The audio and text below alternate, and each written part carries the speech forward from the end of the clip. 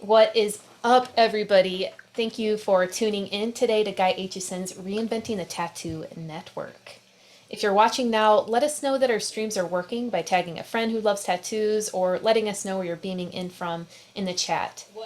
Thank you to everyone joining us on YouTube. Thank you to everyone who's joining us on YouTube or Facebook, and a special thanks to all of you who are listening to our podcast. All of these network shows, art jams, drawing groups, interviews, panels, webinars can be found at reinventing247.com. And while you're there, you can enter to win a goodie bag with pretty dope samples from Shine Cartridges, Raw Pigments, and D-Lies Pro. So if you're watching today, we also have several weekly shows and drawing groups. Every Sunday, tune in at 1 p.m. Eastern for the Reinventing Drawing Group with Jason Lesser. Also, every Sunday at 9 p.m. is the Tattoo Weekly with myself, Gabe Ripley, and Jake Meeks of our affiliate Fireside Tattoo Network. Monday evenings, we have our evening canon class with subscribers led by Guy Aitchison. Every month we focus on something different, and this month in particular we are focusing on fit and flow. To join these classes, subscribe to the canon at courses.reinventingthetattoo.com.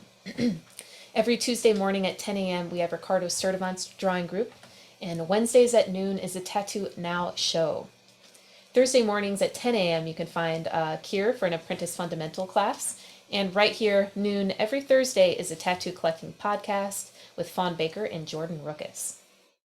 So the Reinventing Canon and other pro development courses can be found, like I said, at courses.reinventingthetattoo.com. There you can register for a lot of the replays for the BYOB that we're going to talk about today, and some of those different classes as well, which were a ton. I know, Fawn, you'll get into that soon. I want to say thank you to our sponsors, World Tattoo Events at worldtattooevents.com. They're the largest, most comprehensive resource for tattoo events in the world.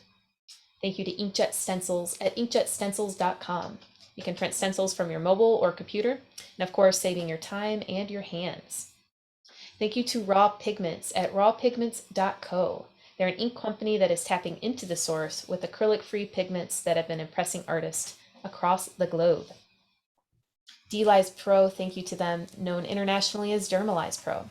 Protect your art. If you're using saran wraps, watch some videos of tattooers to see what it's all about at dermalizepro.com.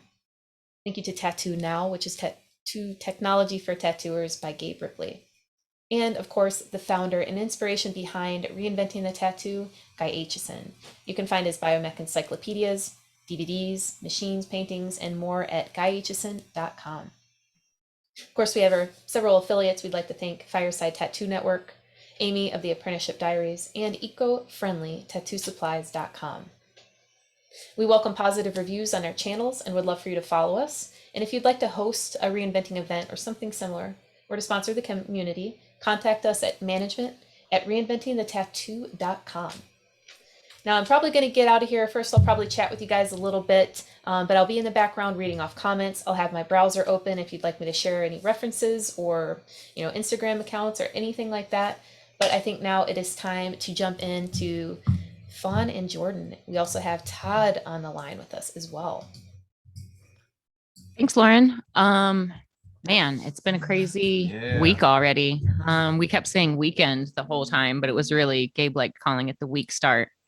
It was really nice kind of showing up on Sunday and then working through Monday, Tuesday, Wednesday, and then now we've still got the weekend to do our things. I thought it was pretty cool that Gabe thought ahead to ask artists when their days off were and when people would be most available to travel to him, because I think it worked really well for the kind of event that it was. It was definitely all educational. There wasn't any actual tattooing going on, but some of the seminars were fantastic. I got to sit in and help with the AB side of Mike DeVries' seminar, which was a realism seminar, and he was tattooing sushi, which is one of my favorite foods to tattoo. So that was a fun one to watch, his different techniques and approaches. And, that was a nice one. And then we did a plein air watercolor workshop with Renee Little. A ton of great advice in that. Let's see, what else? Oh, Mark from Needle Jig. I've got this rad packet. Let me grab it real quick. It's right here. So in Mark's seminar, he did such a good job breaking down like all of the science and mechanics behind all the different options for tattoo needles and like why one option might be more appropriate for the way you work over another. So to actually like see somebody who's done so much technical homework and has done so many like microscopic studies of how the skin reacts to different trauma and different, all the different variables. So it was really cool to like, we got this pamphlet from him. So he breaks everything down, like his history. And then he starts talking about like the specifics, like the most specific you can imagine about needles. I'm actually really excited to share all of this knowledge with you, Jordan. But he has a section where he talks about round mags versus flat mags. And during the actual seminar, he broke things down even further and like expanded on how specific needles carry specific amounts of ink into the skin with different specific saturations. And there's this rad chart that he breaks down where it's like breaking down like how the microscopic textures can be created. Hey, Fawn, before you get too far into talking about Mark, can you tell everyone kind of like who Mark is? Because he's pretty significant in the industry, and what he's done in the last like 20 years or more is phenomenal. So I've had the opportunity to just kind of like hang out with Mark and talk with Mark as I'm walking around shows with Derb, because they're always talking about new technologies within the industry. Like they're both very, very technically minded, and they're both always talking about different materials they're using, different very nuanced things with equipment. Um, but Mark is actually like the first person to one of the things that's really important in my career is he's the first person to design a rounded mag or like a filibert shaped mag. So it makes it a lot more, it makes it feel a lot more like you're painting into the skin, just because the tool's a little bit more similar. He was the first one to create a curved mag. Yeah. I didn't know that. Yeah. This guy Mark is like an historical figure he's so important to the tattoo community. I know him. I've met him quite a few times. I've only known him through my own career. So Jordan, through I heard through the grapevine that he's actually building an airplane from a kit. He's building his own airplane. Like a kit? Yeah, I didn't get a chance to ask him, but I think a UFO is probably going to be next. Yo, I'm back. Well, I mean, sorry, guys. I had to take that call. That's all right. It would be identifiable at that point. Yeah. But so an IFO. Yeah. There we go. But Mark is basically responsible for the evolution of tattoo needles. Like I don't know a better way to say it. He took tattoo needles from basically like carbon steel. I don't want to say crude, but very crude compared to what we use now. So back in the day, they used carbon steel to make all of their needles, and the textures of carbon steel is a little bit different, and it enters the skin and exits the skin a little bit differently. So he started first of all, the first change was changing to stainless steel, and he realized he could achieve some of the same textures on the needle using stainless steel to deliver ink the same or even better. And then from there, he started playing with different needle diameters, different needle tapers, and then also different arrangements of those needles. And throughout the seminar, those of you that have a chance to listen to this, I highly recommend. And he did such a good job presenting everything. I was incredibly impressed. But I don't know, you just got to watch it. I don't want to give away all of his secrets and all of the like everything that he talked about in the seminar, but there was just so much history to the machines. There, Jordan, if you don't have a stage pass or a BYOB pass, I think that you can see some of these things at courses at reinventingthetattoo.com, if I'm not mistaken, and go back and do it that way. Well, I know Mark, so we had like 53 cameras set up between me and Mark. I had my cameras, my iPad, and then he had his 3 cameras on him too. So he was recording everything with the intention to actually take it home and edit it down. And okay. So I think he just did such a good job presenting. I like his mentality too. Like when you guys were doing your opening panel with him on the first day. Mm-hmm. And he's like, you know what? I'm an open book. You just got to ask. You might not like what I have to say, but you just have to ask. It's pretty cool. Yeah. There are things like the attendees of his seminar asked some really great technical questions and some really good questions where he kind of guided the whole room to the right choices for the kind of work that they're doing. You know what I mean? Like, you know, and he would go as far as to say that there are exceptions to all of these rules and you can make these work other ways, but this is what this tool is intended for, and this is how it is intended to be used. But it was just really cool because before the seminar room filled up, he and I were just talking and we were just kind of gib-gabbing while we were waiting for everybody to come in. And oftentimes when I like travel with Derb for like True Tubes or Hell City or anytime I'm running my mouth about sales at all, sometimes people will come up and they'll be like, yeah, can I get a da-da-da such and such bug pin da-da-da, and like sometimes I just look at them and I'm like, what kind of work are you doing? Like, that's an awful specific needle. What kind of work are you doing? And sometimes I can take that moment and I can educate that one person, but it was just really nice that Mark could, instead of just focusing on one style and the needs of that one style, he could talk to the whole room and tell all of us the appropriate tool for our needs. So I think what Mark just recorded, I think that should be like the textbook presentation of the history of tattoo needles, the way that we use them now, the modern tattoo needle, and all the purposes for each configuration. I think that should be like curriculum for new tattooers from now on. I know that on his website he offers like a really like scratch the surface explanation, which is not always found, probably copied but not always found on other sites. But Fawn and Jordan, you guys should invite Mark on for an episode. It would be really cool to kind of hear from him. I think that's a really great idea. Yeah. Yeah. I think after clowning around this weekend, I feel like all of us podcasters are going to take turns being on one another's show. And like, you know, there are a lot of things where like, I'd love to pick Mark's brain, like why make needles better? Oh, so the client has a better heel. Isn't that important to collectors? Like this guy cares enough to make sure that your tattoos heal properly.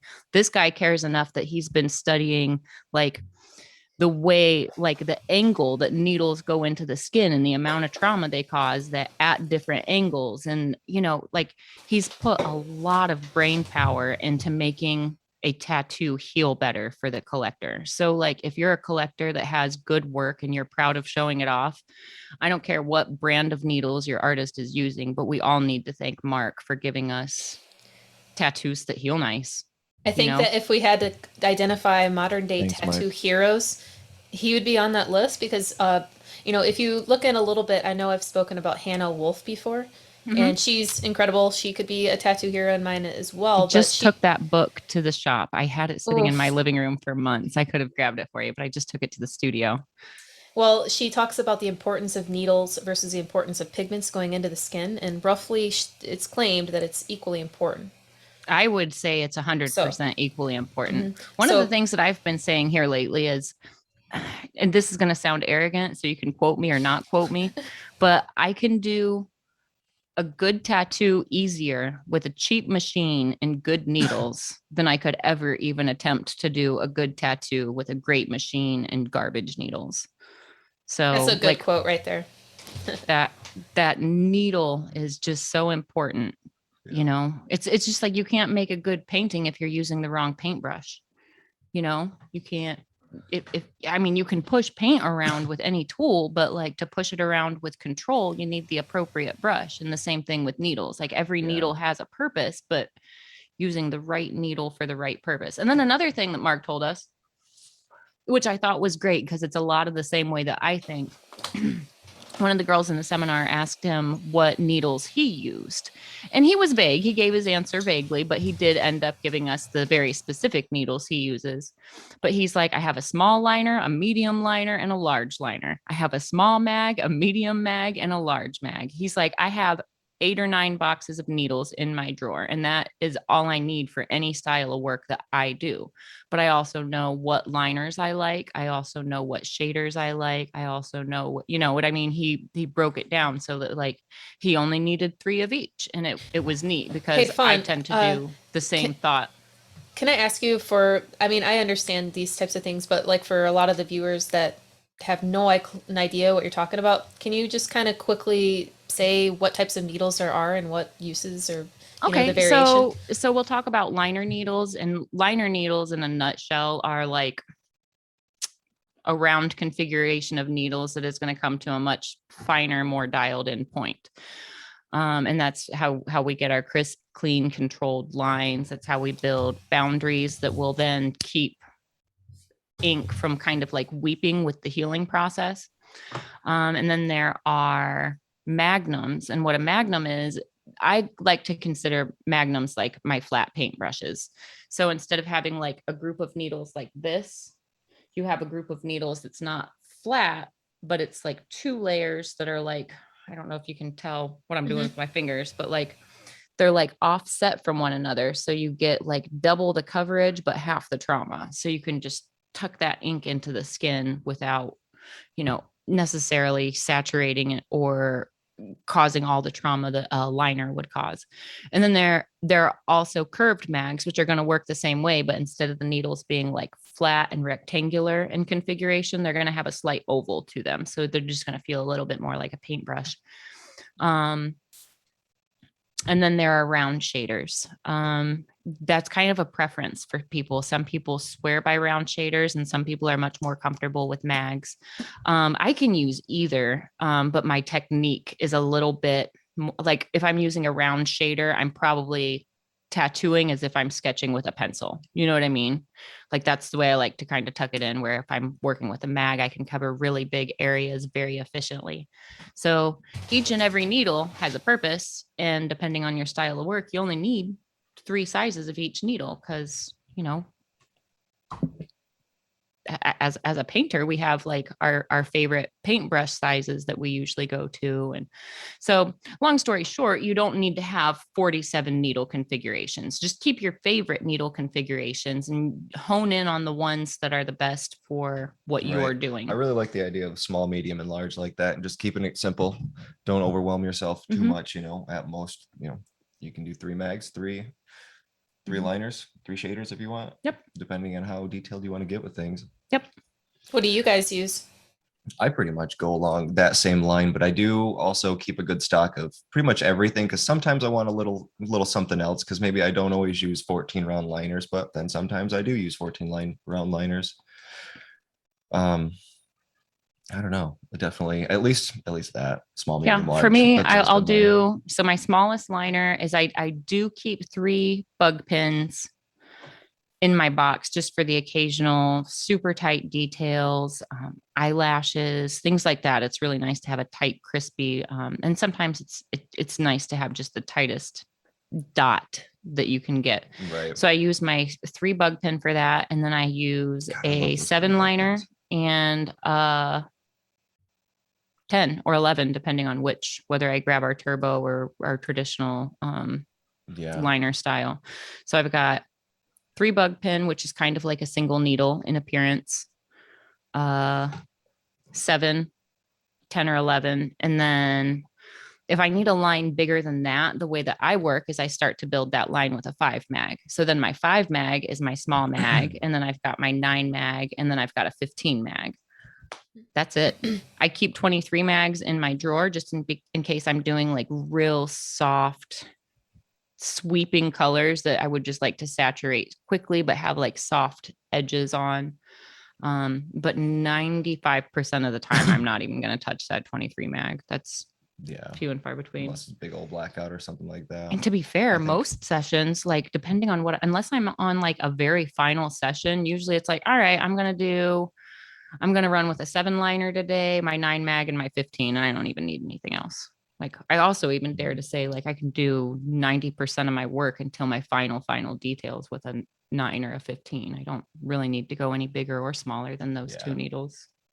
Yeah. But I would say when I set up for my geometric work, I usually have a 5, a 7, usually an 11. Sometimes I'll throw a 9 in there, but then an 11. And then if I really want a fat line, 14, but I usually don't even go that fat. 11s is usually as fat as I want to go. And if I want them fatter than that, I'll build them up in a different way with my 7 liner or something, and just kind of like double border the lines or do them with a mag.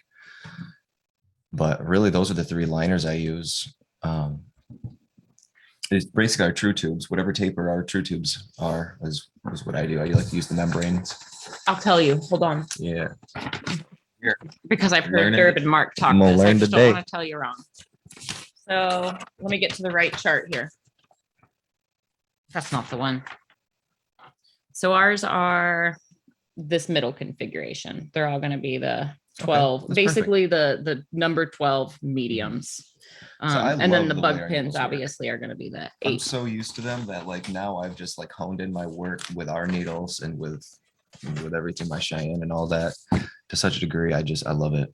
Oh, let me spotlight you. So that's obviously not what you guys started with, though. I usually work with curb mags. Well, it's not what I started with. I used to always use, workhorse needles. I went through red, Nice.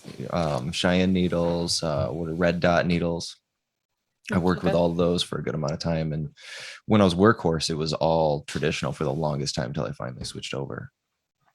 But I'm usually curved mag as much as I can be, unless I'm trying to get real close up to lines, just because I just love how soft they are on the skin. But if I'm doing like really clean line, I want really clean edges, I'll use a mag for that. So I usually, depending on the project, will pull out like 2 to 3 of each, probably a 7, 11, and a 15 of either a normal mag or a flat mag or a curved mag. If you guys want to talk about something real quick that I found interesting yesterday, if you want to talk about real tattoo collecting, we spoke to a panel of 4 different either archaeologists or anthropologists, very, very accomplished, let's say. And Dr. Ann Austin was showing us like mummified remains, and she led the first formal, whatever you call it, thing into finding this mummy. And she was showing the importance and placement and the types of tools they used. We touched on, which was super interesting, how they would, different regions of the world would use different types of needles when they So made them. Lauren, while I was sitting there, I only could watch maybe the first half of that. I had to leave once they started looking at like the specific human remains. Like I only got through a few of the slides. There was like the hand, and then there was like the tissue that I couldn't really tell where it was from yet. Yeah. And then I had to dip out to go help with Mark's presentation. Okay. But the thought that I had while I was sitting there is I think we should start doing the history of tattoo collecting, like make that just a little bit of like maybe a 10-minute segment on each show, like pull up like a slide of one of the tools that they shared and talk about the part of the world that it came from. I just think that would be a really cool thing. Not all tattoo collectors are interested in, the history of and the tradition, but for those that are, it just makes it that much more sacred, and it connects us to, that many more like multitudes and generations of people that have marked themselves and transformed themselves before us. I'm going to go ahead. Maybe we could ask these guys to do a segment with us occasionally, because this is their page. And for you guys watching, whether you're a tattooer or not, it's called Archaeology Inc. They even got into like they would like carbon test and test the chemistry of the different inks that they used, that they found in different caves that had been preserved. So we could even tell, like they could tell us what specific coniferous tree they were using to mix the soot. Like they could tell us what kind of ash it was that was embedded in those ancient needles. And we're talking like 2,000-year-old artifacts that still have like. What do you think this was used for? I'm going to say that's probably a Polynesian, one of the Polynesian tools for, like a old school mag. That's what I'd call that. Right, exactly. Yeah, for those of us who don't know, they have all of the information about it listed in their descriptions, which is also really awesome. When it was made, it was probably cleaner too. They probably had an even tighter configuration. So another thing that was cool is I liked that they actually had like the artifact in some of their slides, and then they'd have the replica that they made. So it could be like, this is what it actually looked like while they were using it. And this is what we found. And then what was it? The one that was this would be an example of sumac. It was a early sumac tattoo collecting. I was trying to think of the kind of wood that they used, but it was specifically a sumac branch. And then they used prickly pear needles as the tattoo needles. And then I also found that it was interesting that so many cultures use the prickly pear needle. Like that was the go-to choice, not just for one specific group, but multiple people in multiple places came to the same conclusion that that was the best way and the best texture to deliver ink into the skin. No. Interesting. Yeah. I like Prickly so- pear. So with this I too, hate prickly pears, but I also love them because I love cactuses. But man, if you touch them with your bare hands, you're gonna have a bad day. Fall on them. I think They- that it would help if tattooers chimed in on some of these posts, because what I've kind of discovered is that interpretation is a huge part of understanding. And if, sometimes tattooers have like a different interpretation that actually changes. So, for example, yesterday, a guy named Michael asked, were there any examples of using anti-inflammatories in the pigments? And they're like, no, there isn't. Wait, well, one place they use breast milk in the milk or in the pigment. Could that be why? So it's like sometimes I would encourage collectors and artists to look into some of that stuff, just to offer like new ways to think about things. Mhm. I don't know. There was just so much knowledge shared this weekend. My mind was blown. I haven't slept yet, obviously. You guys, anybody who actually follows this show, I don't know what they really think of me. They're like, this girl is stumbling in, jet lagged, half awake, baked out of her mind all the time. I'm not really. It just appears that way. Well, yesterday was funny, and I'm gonna say, Todd, you stole the show. It was so freaking funny. Oh yeah, you did, Todd. Should I say it? Should I Well- tell that story? Yeah, I've got, what, Jordan hasn't heard it. I can, Yeah. yeah, Oh. Jordan's new to this. Oh, okay. Jordan So- wasn't with us this weekend. I Well, you know, missed out. Meg- I know nothing. I need to hear it. Okay. So Megan G. Morris was tattooing me all for the past 2 days at Ink magazine, and Jada Moon was there. And before I even got there, I had FaceTime with Megan like Saturday, I think it was, before she even flew out. Yeah. And we were talking about the tattoo, and then she goes, "Guess what?" Because she's all excited and that. I go, "What?" And she goes, "Steve's gonna get his dick tattooed." And I went, "Really?" He goes, "Yeah." And then Steve pipes in. He goes, "They're making me do it." And I go, "Bullshit, dude. You want it? Don't lie." Right. So we're she's tattooing me in that, and it's time for Steve to get ready. So Megan has to take a break and go fluff Steve so Jaden could put the stencil on his dick. And you got to be hard when you do that. So Megan went in there, and they were gone for a bit and that. But how many people can say they had to take a break because their tattoo artist had to go fluff her boyfriend for a dick tattoo? That's I think so one funny. person can say that, Todd. Yep, that'd be me. That's Oh, so it was funny. And then, then Megan come back, and the first thing I said is, "Did you wash your hands?" Right. And she goes, "Yeah, I didn't even brush my teeth." Oh God. Ugh.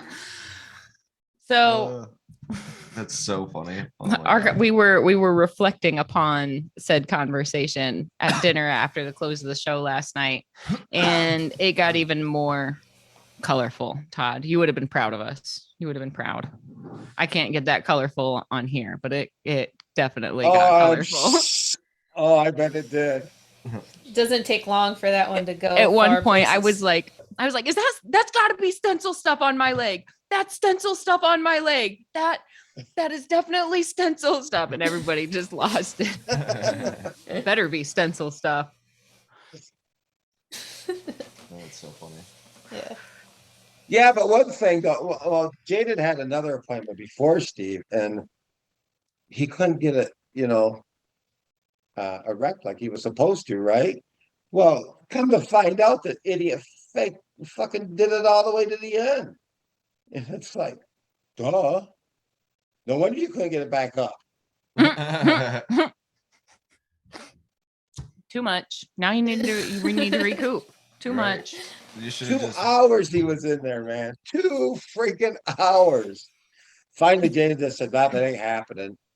Gotta go."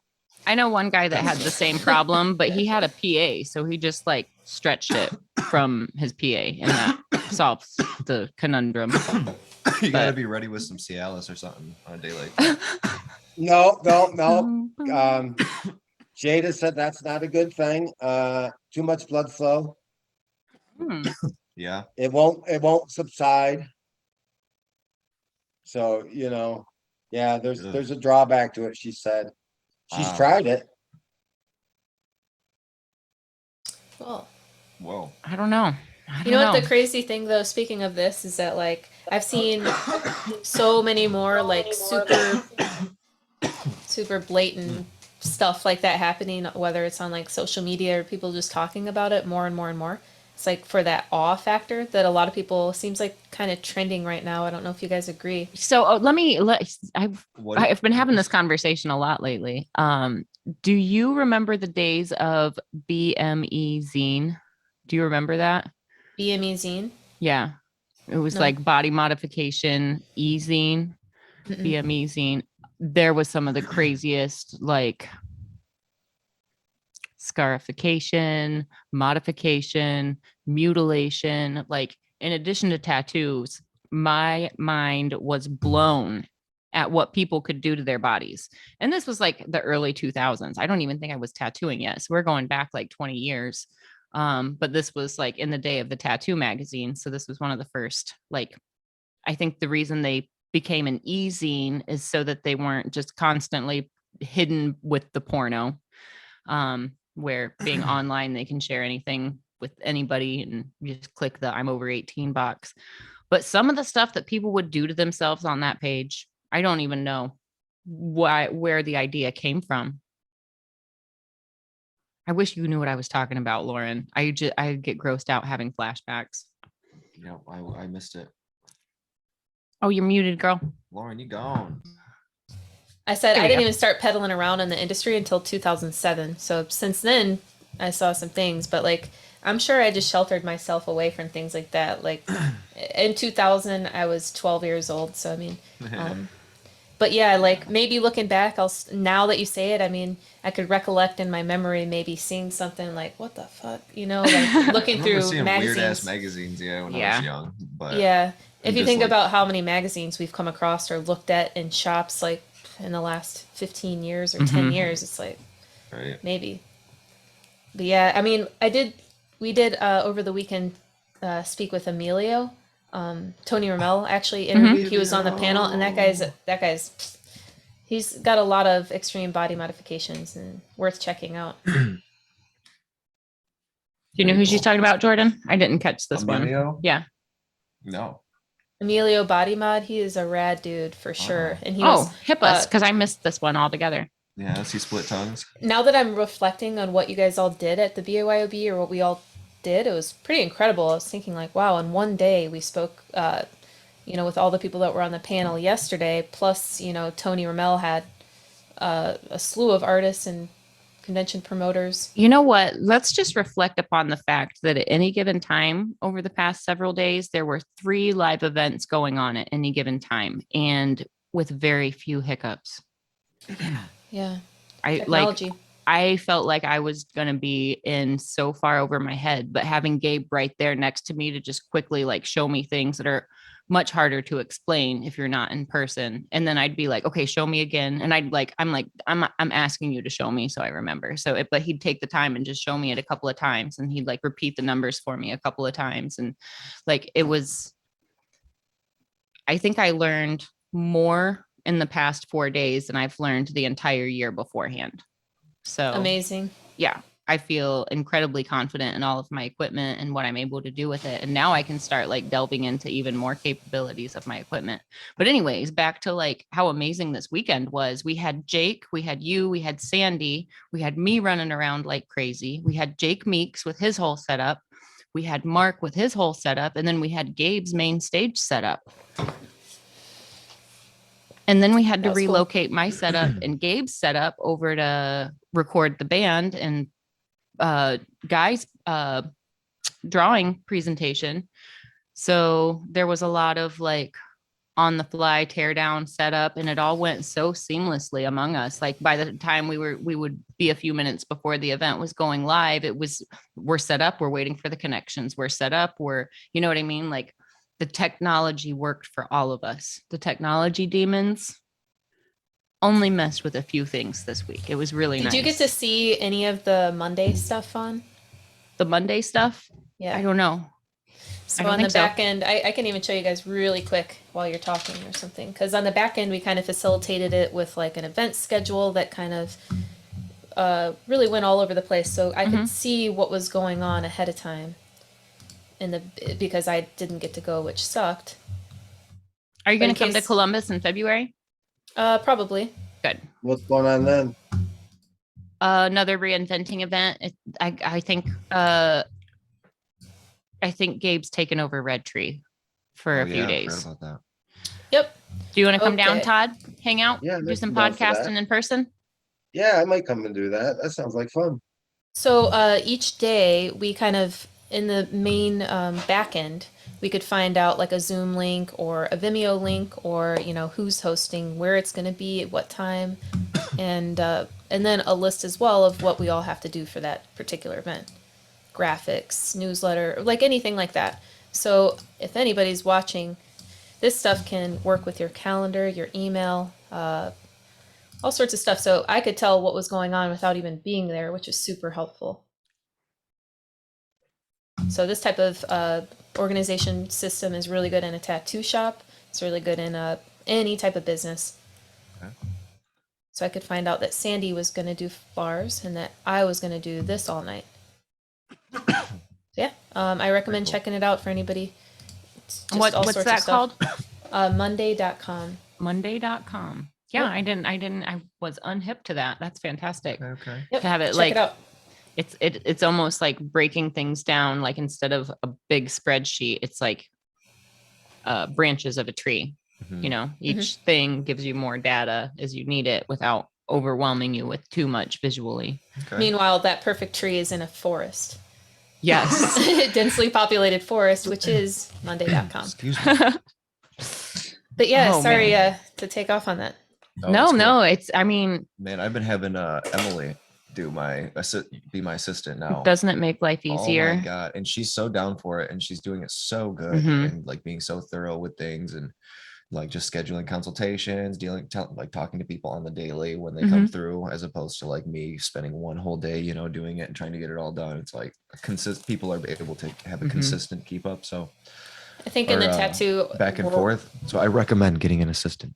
in the tattoo world, you are like a business. So like in another industry or whatever, like my sister has a restaurant. It's like you should be working on your business, not in your business. And when you are the business, So you should take yourself out of that. Yeah, I've been traveling. It was so helpful. Like the amount of free thinking I've been able to have, and then even better communication. So my clients are even happier. I enjoy all that. It makes for a better tattoo experience in general. Jordan, For why me do, and my why do client. you think I'm opening up this can of pineapple juice? I don't know. I really don't know. I mean, you're Vitamins thirsty. A, C, and E. I've been traveling and I haven't been taking my multivitamins like I do when I travel. So the next couple of days, I'm probably going to be double dosing on pineapple juice. I'm just kind of throwing that out there if you wonder why I'm like tipping weird things back on the show. But when we always talk about loving Sponsored by yourself, Dole. like all the time, but like when you travel, when you're about to be tattooed, anything like that, like get stuff like this that your body loves, like love your body. I didn't take any vitamins, so I'm going to try Bring and catch up vitamins on the and bring end. probiotics. Those have always been Well, my biggest thing. with my And Pedialyte. when I was in New York, I made sure that I drank like 3 days just straight water, nothing else, just straight water. It makes such a difference. It does. I mean, it You wake really up feeling makes good. a difference. Mhm. You're You drink Jason, so much um, water. When you It's a wake up much dehydrated, easier experience. Jason Mhm. swears by taking Advil, and he swears by that. And he didn't. Tried and true. I always take Advil before a Yeah, I session, do. but what type of impact does that have? I like it in the middle, like when you're starting to really feel the pain taking it, so you really feel the difference. Oh, Because I okay. feel a huge difference. Aleve my favorite one. Aleve gives me like the biggest difference, but any sort of like ibuprofen or anti-inflammatory, usually, spend just like numbing ointment kind of. It's like spend a couple hours or a little while until it really starts hurting you, and then you take it, and then you'll really feel the difference. Because if you take it beforehand, then your mind just kind of adapts to what the pain is right off the bat. So you just that's my opinion. It might be lesser than like what your experience was last time, but I feel like it just kind of tricks the brain into just making it so when that wears off, then you start feeling pain more as opposed to feeling less pain later. That's my theory. I think anything you can do to inhibit swelling is going to mean less pain during the session, less pain after the session. If you can keep the swelling as minimal as possible, now you've actually got less pressure pushing against the skin from the inside. So imagine having like skin that's injured, and now we're stretching it taut like a water balloon, and we're expecting it to heal nicely. So if you can keep that swelling down, I actually advise my clients, like if you've got like one of the soft gel ice packs, ice your tattoos, especially the joints, your ankles, your elbows and knees, ice those joints. If you had a gnarly tattoo session, like your skin will thank you for it later. So I think ibuprofen is great. If you can take anti-inflammatories like that, ibuprofen, Yeah. Aleve, either of those are great. Right. That's Well, just my aspirin's that's not just an my anti-inflammatory. pain. That's my pain management system with that. But I'm right there with you on that. I Yeah. mean, really, any anti-inflammatory, even from the get-go, Tylenol is won't gonna work help. the same. Nope. Aspirin won't work the same. And Acetaminophen aspirin is different. Yeah, aspirin actually can thin Sorry. your blood a little bit. So you don't want to do that before an appointment unless it's something that's your daily regimen already. And aspirin is like a significant thin, like your blood is significantly thinner when you take that. But yeah, the anti-inflammatories are great. If you happen to have prescription ibuprofen, that's a little bit easier on your stomach. But if all you have is over the counter, Aleve, I tell you what, man, I've been swearing by Aleve. If I don't have my prescription ibuprofen, I'll just take 4 tabs of Motrin. It's the same thing, so Yeah, I think Motrin's got like caffeine in it too. no, it doesn't. It's It just doesn't? ibuprofen. It's just Yep. Motrin and Advil are brands of ibuprofen. Okay, Yep. maybe it was just a specific Motrin that I was looking at. I mean, you can get the nighttime stuff, and you can get stuff that's got it's like Advil and decongestant, but Advil and Motrin are brands of ibuprofen. Okay. Okay. But sorry, I got a call. That's not important. Yeah, I like anti-inflammatories before I tattoo. Drink a lot of water. I recommend drink a lot of like juices. Like I like natural juices before I get tattooed. Well- I'll double up on my orange juice and have water and have my caffeine. when I got Pee a tattooed lot. by Boris, Yep. he made me a mega dose with vitamin C. And I've been doing it ever since because It's only going to help. Right. I Yeah, think it a seems big, to help. yeah, hell yeah. I think a big thing when it comes to hydration, I mean, we all know it, but like anyone who doesn't know it, like if you're dehydrated and you just bring a bunch of water to your tattoo appointment, you're not really going to get hydrated by sitting there and drinking a bunch of water. You're just going to pee a lot. You need to drink it like 3 hours beforehand or earlier in the night before, and just drink as much water as you can the night before, morning of. Get those pees out, but 3 hours beforehand, the water will make its way through you, so you're not peeing the entire time, but also you're not getting hydrated that first hour you drink that water.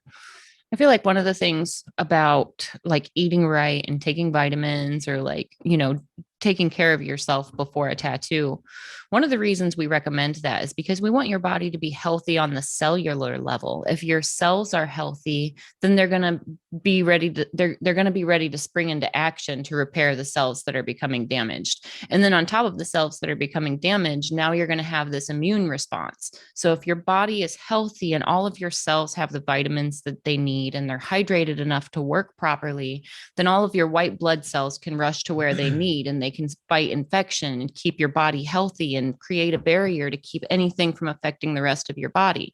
Then also, if you're nice and hydrated, your blood is flowing smoothly. So all those tiny little macrophages, which are itty bitty pieces. They're way smaller than blood cells, but they rush to a wound and then they carry away any debris or any infectious material. And then they carry that to your lymph nodes and your body filters it out.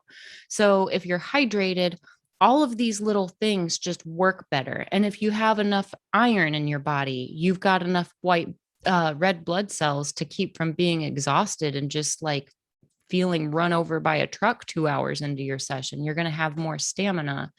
If you've eaten a balanced meal for several days before your tattoo, you're going to have energy. You're going to have what your cells need Right. to kick into Treat your action. biome good. Have you ever seen Horton Here's a Who? That's what's going on in your body. They're all in there. You take care of the whole environment, All them who's. all the environments, but vitamins are what help. Take care of the macrophages. I got nerdy on you guys again. I'm sorry. I started talking about Oh, cells. I loved it. I'm sorry that I broke it into that. I loved it. It just makes me think of the tiny little world that's going on in every little cell. You know, they all It's got like- their own it's little like thing going Horton on. You might gotta be- take care of them. Horton might It's a be real driving one of those macrophages. Little sunglasses on, Right. elbow out the But window. he's still huge. He's still huge though. We got the little guys on the little things. I don't know. I could imagine a Horton being a macrophage. A trunk He's a big carry one. stuff away. Okay. You could see girls it. need to- Wish I could be tiny. So Jordan, I feel like I haven't talked to you in forever, man. We've Not- both been so like busy. What have you This been up past to? week or two has just been, for me, I've just been really busy. I've, in a good way, I've had a little bit of extra free time outside of tattooing, tattooing. That's what I'm doing all day. So I've got some cool projects that I've had down, but I've been working on a lot of sculptures. I've been getting into silicone casting. Have you been sharing any of this on Instagram? I've had a couple stories, but I've actually just been holding off on it. So trying to, I've always been into 3D sculpture, and in my extra time lately, I've kind of invested in some different resins and silicones and trying to get into, I sent it to the tattoo collecting pot. Here we are. Should be there. Sorry, I look right past you. I'm not screen sharing right now, by the way. Okay. But yeah, I've got it. I just started casting a sculpture, did my first one. So it wasn't anything that I got too carried away with and kind of fucked it up. Can't really use it anymore. I did 2 casts out of it. Might be able to manage getting a couple more out of it, but learned some lessons on it. But it's been a fun process, but it's got me really inspired to start sculpting more and making casts of things, painting them and selling them. So I think that's something that's gonna be coming soon. Oh, Yep, that's what I'm working on right now. let Not screen me. shared though. I'm gonna screen share this. I got us. I'm gonna go here. I want to go here. Sorry, guys. I make noises when I'm thinking.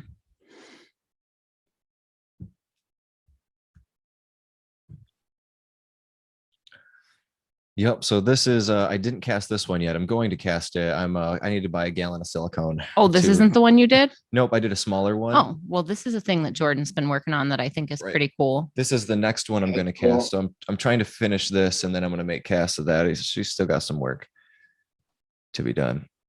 But if you go back, Here we yeah, go. this is so this is a silicone. This is like the first couple layers of silicone I put over it. And you just It's keep kinda like layering this more and more Geiger-esque, like, silicone. alien chest burster thing coming out. Can you explain the process so far? So you started with a sculpture here, right? Yep, that's underneath that pink stuff is a sculpture. That's just polymer clay that I, sculpted into a cool little alien that's got this chest burster coming out of it. And once that was dry, start using a brush to layer the silicone on top of it. And that takes just a fuck ton of layers. And each layer has to wait a little while. So it's a bit of a lengthy process. That's probably layer 4 right there. Here we go. Boom. Oh, there we go. That's probably layer 4. So I was messing with the computer. How many layers did you say you pile on this before it's going to be Probably ready? put 6 on there, but I could, if I did it differently, I probably could have gotten away with less layers. How long does it take to set up in between each layer? It takes about an hour to cure between each layer, and then I can go back and do another layer. So are you brushing it on just because it's a more intricate sculpture? Yeah. But When you it's got could details and pour stuff, it, I right? could pour it, yeah. But with all those details like that, it ends up like brushing is. Is there any way you could like take your original and like dunk it, let it set, dunk it, let it set, or is there any I think just I would, a it would different technique? create too much waste, silicone, I think, doing that. Okay, I like think- all of it would just puddle around it. Because Okay. now as we go through here, you can see like there's a whole process where now I add I create like a really tough plastic backing to it. And when I do that, that's what gives it all its strength and makes it a nice lasting silicone mold. Next one, see here, I started There we creating go. a clay shim around it. On the other side of that is I started layering what's called plasti paste, which is just this like plastic fibery.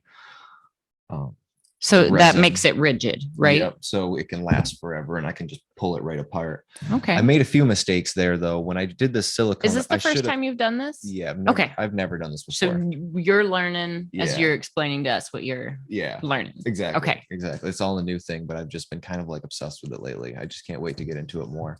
So in other words, I know you've talked to Todd Reed about this a little bit, but in other words, you'd probably be down for advice if any of our viewers know what's up with Always. casting. Always down for some advice. It's something I'm really trying to dive into and master. I've worked with jewelry casting before, but I've not worked with silicone or anything like that. We actually were working with like same a actually. lost wax and plaster. Oh, is that all? I had a lot more, but I didn't send. Bounce them over. Yep, I wanted to show the end result of what happened there. I think you showed it to me, but didn't send it. Or maybe did you send it when I was driving and it went to my, Oh, okay. Text. They're coming through now that I opened Okay. my phone. But yeah, so the original cast that I made just got completely destroyed in it. So the only, the castings were the only thing that survived. okay. Okay, is this So I next? even got the pouring and stuff. So this is first layer of plasti paste. We create a super hard. So that's like a fiberglass, right? Yeah. Like old school cast, Yeah. right? Yes, exactly. Just rock hard.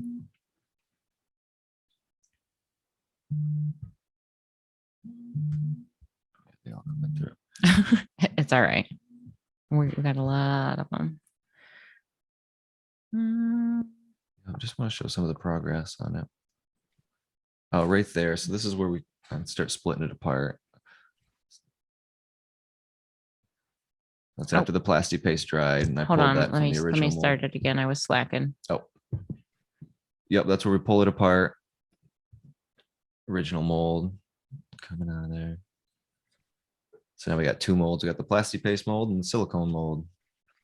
Okay. But I could have done some things better on the silicone because making so many sharp edges like that coming out the edge made it so when I pulled, made it really hard to pull this hard plastic apart. I'm supposed to make it a lot more rounded. Okay. So But I it's was almost like it needs to be more of like a bas relief Yep. and not have hooks and grabs around it, right? Yep, I was missing the a silicone thickener that I do have now, but I was missing it then, and that makes it so when I drip the silicone on there, it doesn't just drip right down. It actually holds itself vertically. Okay. Okay.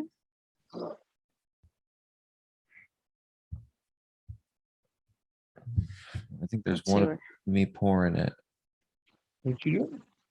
Oh yeah, that's where we pull it out. Let's do that one. It shows how destroyed it is. So did you put that slice down it? Yep. So do you pick like a strategic place to make that seam? See, yes, but my I was worried about. I kept making I did it kind of lower, and then I kept making it higher because I was worried about destroying the silicone as I was pulling it out. Mhm. Should have trusted it a little bit more. Yeah. So what happened is I made that too high, and so a lot of my stuff leaks right out of it. So I need to figure out a way to fix and patch the silicone if I want to keep this mold. Okay. Okay.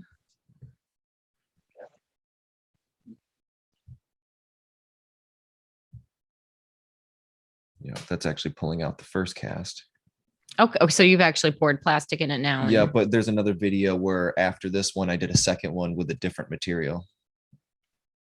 And so we'll play Is this that the one. same one? Yep. Well, that's the end result.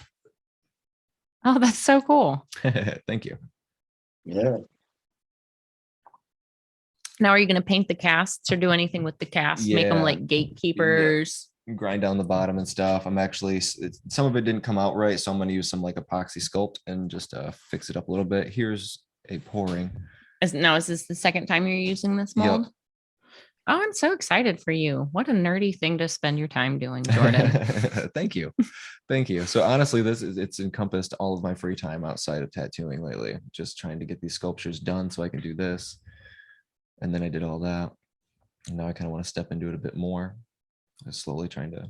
I bet this stuff is a nightmare to get off if you get it on your skin, isn't it? Yeah, I tried my best not to. It's definitely got some cancer warnings.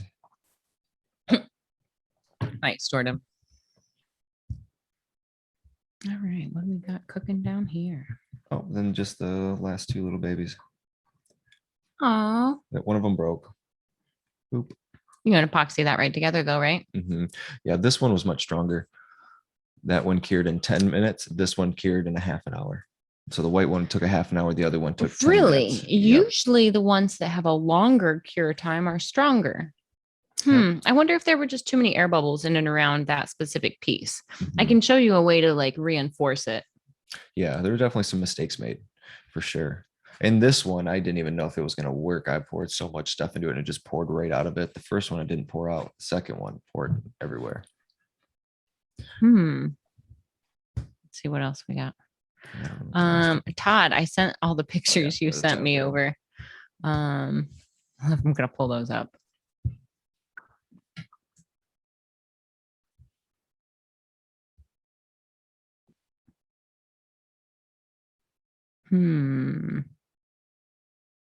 Oh, there they are. So this is Chuck's hands, right? Is this Chuck's? I saw him post that picture the other day. He said, guess where this is going? And I was like, I see that bare spot there on your thumb. And I feel proud of myself that I was right. Yeah. But I'm so excited for Chuck. He's getting so covered so fast. It's like he's getting all this dream come true work from amazing artists. I Yeah, love the Kip freedom that Descartes he's given did that. himself. He just colored it, Chuck's neck in too, didn't he? Yeah. I'm gonna pause this and see if we can pull that up. I'm getting to your stuff next. Let's see. Looks really good too.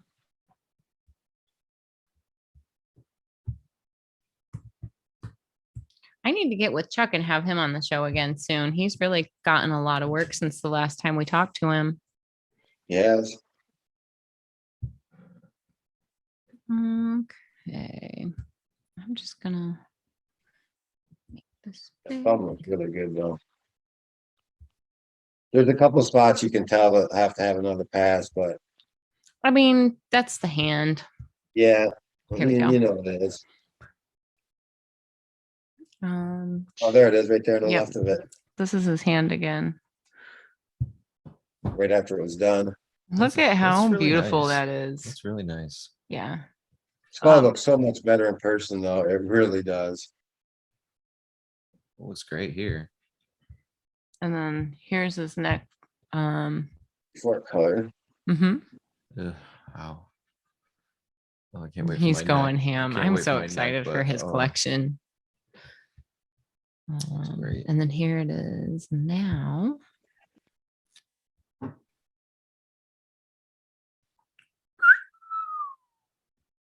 Yeah. I never good. would have imagined it to be blue, but I love it. Yeah, right. Looks great. Okay, let's go back to Todd. Todd's been doing something cool this weekend or this week. What you got worked on Monday, didn't you? Monday and Tuesday.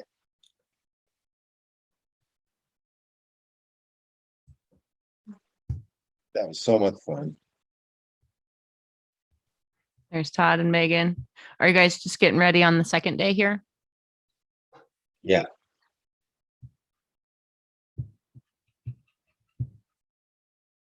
And at this moment, I'm thinking, fuck, I got to do another session. Oh, Oh, I there's was just- always that at the start of the day. like your shirts?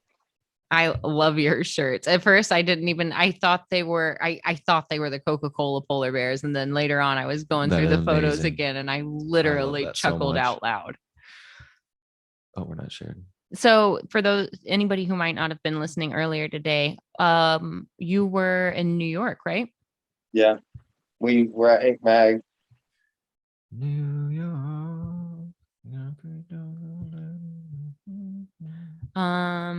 Who all was there this week? Jaded was there. Yeah, and Megan's boyfriend. Fun. Here we go. This is the good one. Dude, what? Todd, how'd that neck feel? Wasn't bad. Wasn't bad? Nope. Did you numb it? Nope. No? Nope. Todd's a gangster, man. I'm so excited about this whole layout and the way it ties in with your back. Mhm. It's fantastic. Yeah, that green lady there. Yeah, I had had enough at that point. Couldn't do anymore, and we just said, "Well, we'll get to it later." But that peyote woman and that, oh wow, all of it's dope. That green, it's a lady that's turning into mushrooms. Shkleesh. I'm so excited for this project. I'm like jealous that I'm not the one that's doing it, but Wow. so many of the projects that Megan does are right up my alley, though, I think. I'm jealous. Right? Yeah. I feel like our imaginations are definitely on super similar wavelengths. Here we go. Todd sent me this one. I was trying to share this, but I couldn't get it. I think it was actually when Instagram was down for that 6 hours. So I couldn't send it from my phone to my, I couldn't get the things to talk the way that I usually do. Yeah. There's Jaded working away. Okay. It is so much fun, man. I mean, it's a trip every time you hang out with her, man. She's a blast. She's done some guest spots at Red Tree, but I really haven't had a chance to hang out with her. I'm always like just grinding away when she's here. So You need to take time to hang with her. yeah, next time she's in town, I'm gonna make sure that I finally kind of lightened my schedule up too. I got myself down to my goal number of projects, so I'm not quite so overwhelmed. It's much easier to arrange life and Yeah. visit Well, I and do think things young now. artists need to learn that real soon than later, because Megan keeps her stuff down to like a 2-month thing usually. I'm trying to keep my Yeah. workload. All my projects are so large right now, and I like it that way. I really like the freedom and the creativity and the boundaries that I can push by working large. Mhm. Well, and then you But also have the ability to take time off instead Yeah. of being like you're always scheduled with something in there. I'm trying Yeah. to keep myself between 20 and 25 projects, because if I'm between 20 and 25 projects, that's a whole month worth of work with only a couple days off. So if you add in like some of my family members that I'm working on, some close friends that I'm working on that don't really count towards that number, any given time, I'm about 6 weeks out. So it makes it really easy to make travel arrangements now that I've finally gotten to this number that I've been trying to like complete projects down to. It gives me freedom to like plan and attend things, but it also gives me freedom. Like if I have to reschedule or a client has to reschedule, we're only looking at the next month. We're not looking at 3 or 4 or 6 months or 8 months down the road.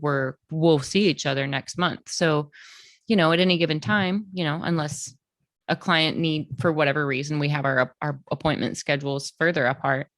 It just gives me a lot of freedom to like, for the first time ever, I'm sitting here since I've been a tattooer. I'm sitting here at the beginning of October and I can still make holiday arrangements. I've never been able to do that before. Usually I'm totally boxed in already and I literally only have my holidays off. And if anything we gotta else think comes up, ahead. I gotta like rearrange and move people and Think but ahead and now create plenty of time for yourself and room for adding or subtracting if you need to. yeah. But the other thing I like, So I do have a waiting list, and that waiting list is what my manager Emily takes care of. She keeps that organized for me, and basically when I complete 3 or 4 projects, I tell her I'm ready for 3 or 4 more consultations, and that keeps me right around the same number.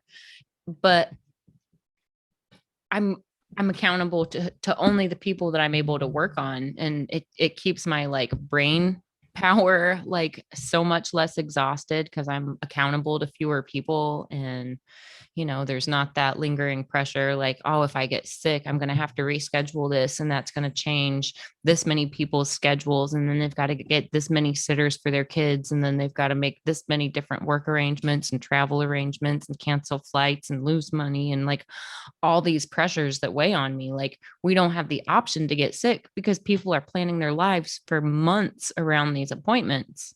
But if I can keep my schedule at 20 projects, then if anything comes up, it's not a huge deal. We can just do it next month. You know what I mean? It just Right. makes it so much easier to have like that communication back and forth because I'm only concentrated on the handful that I can handle.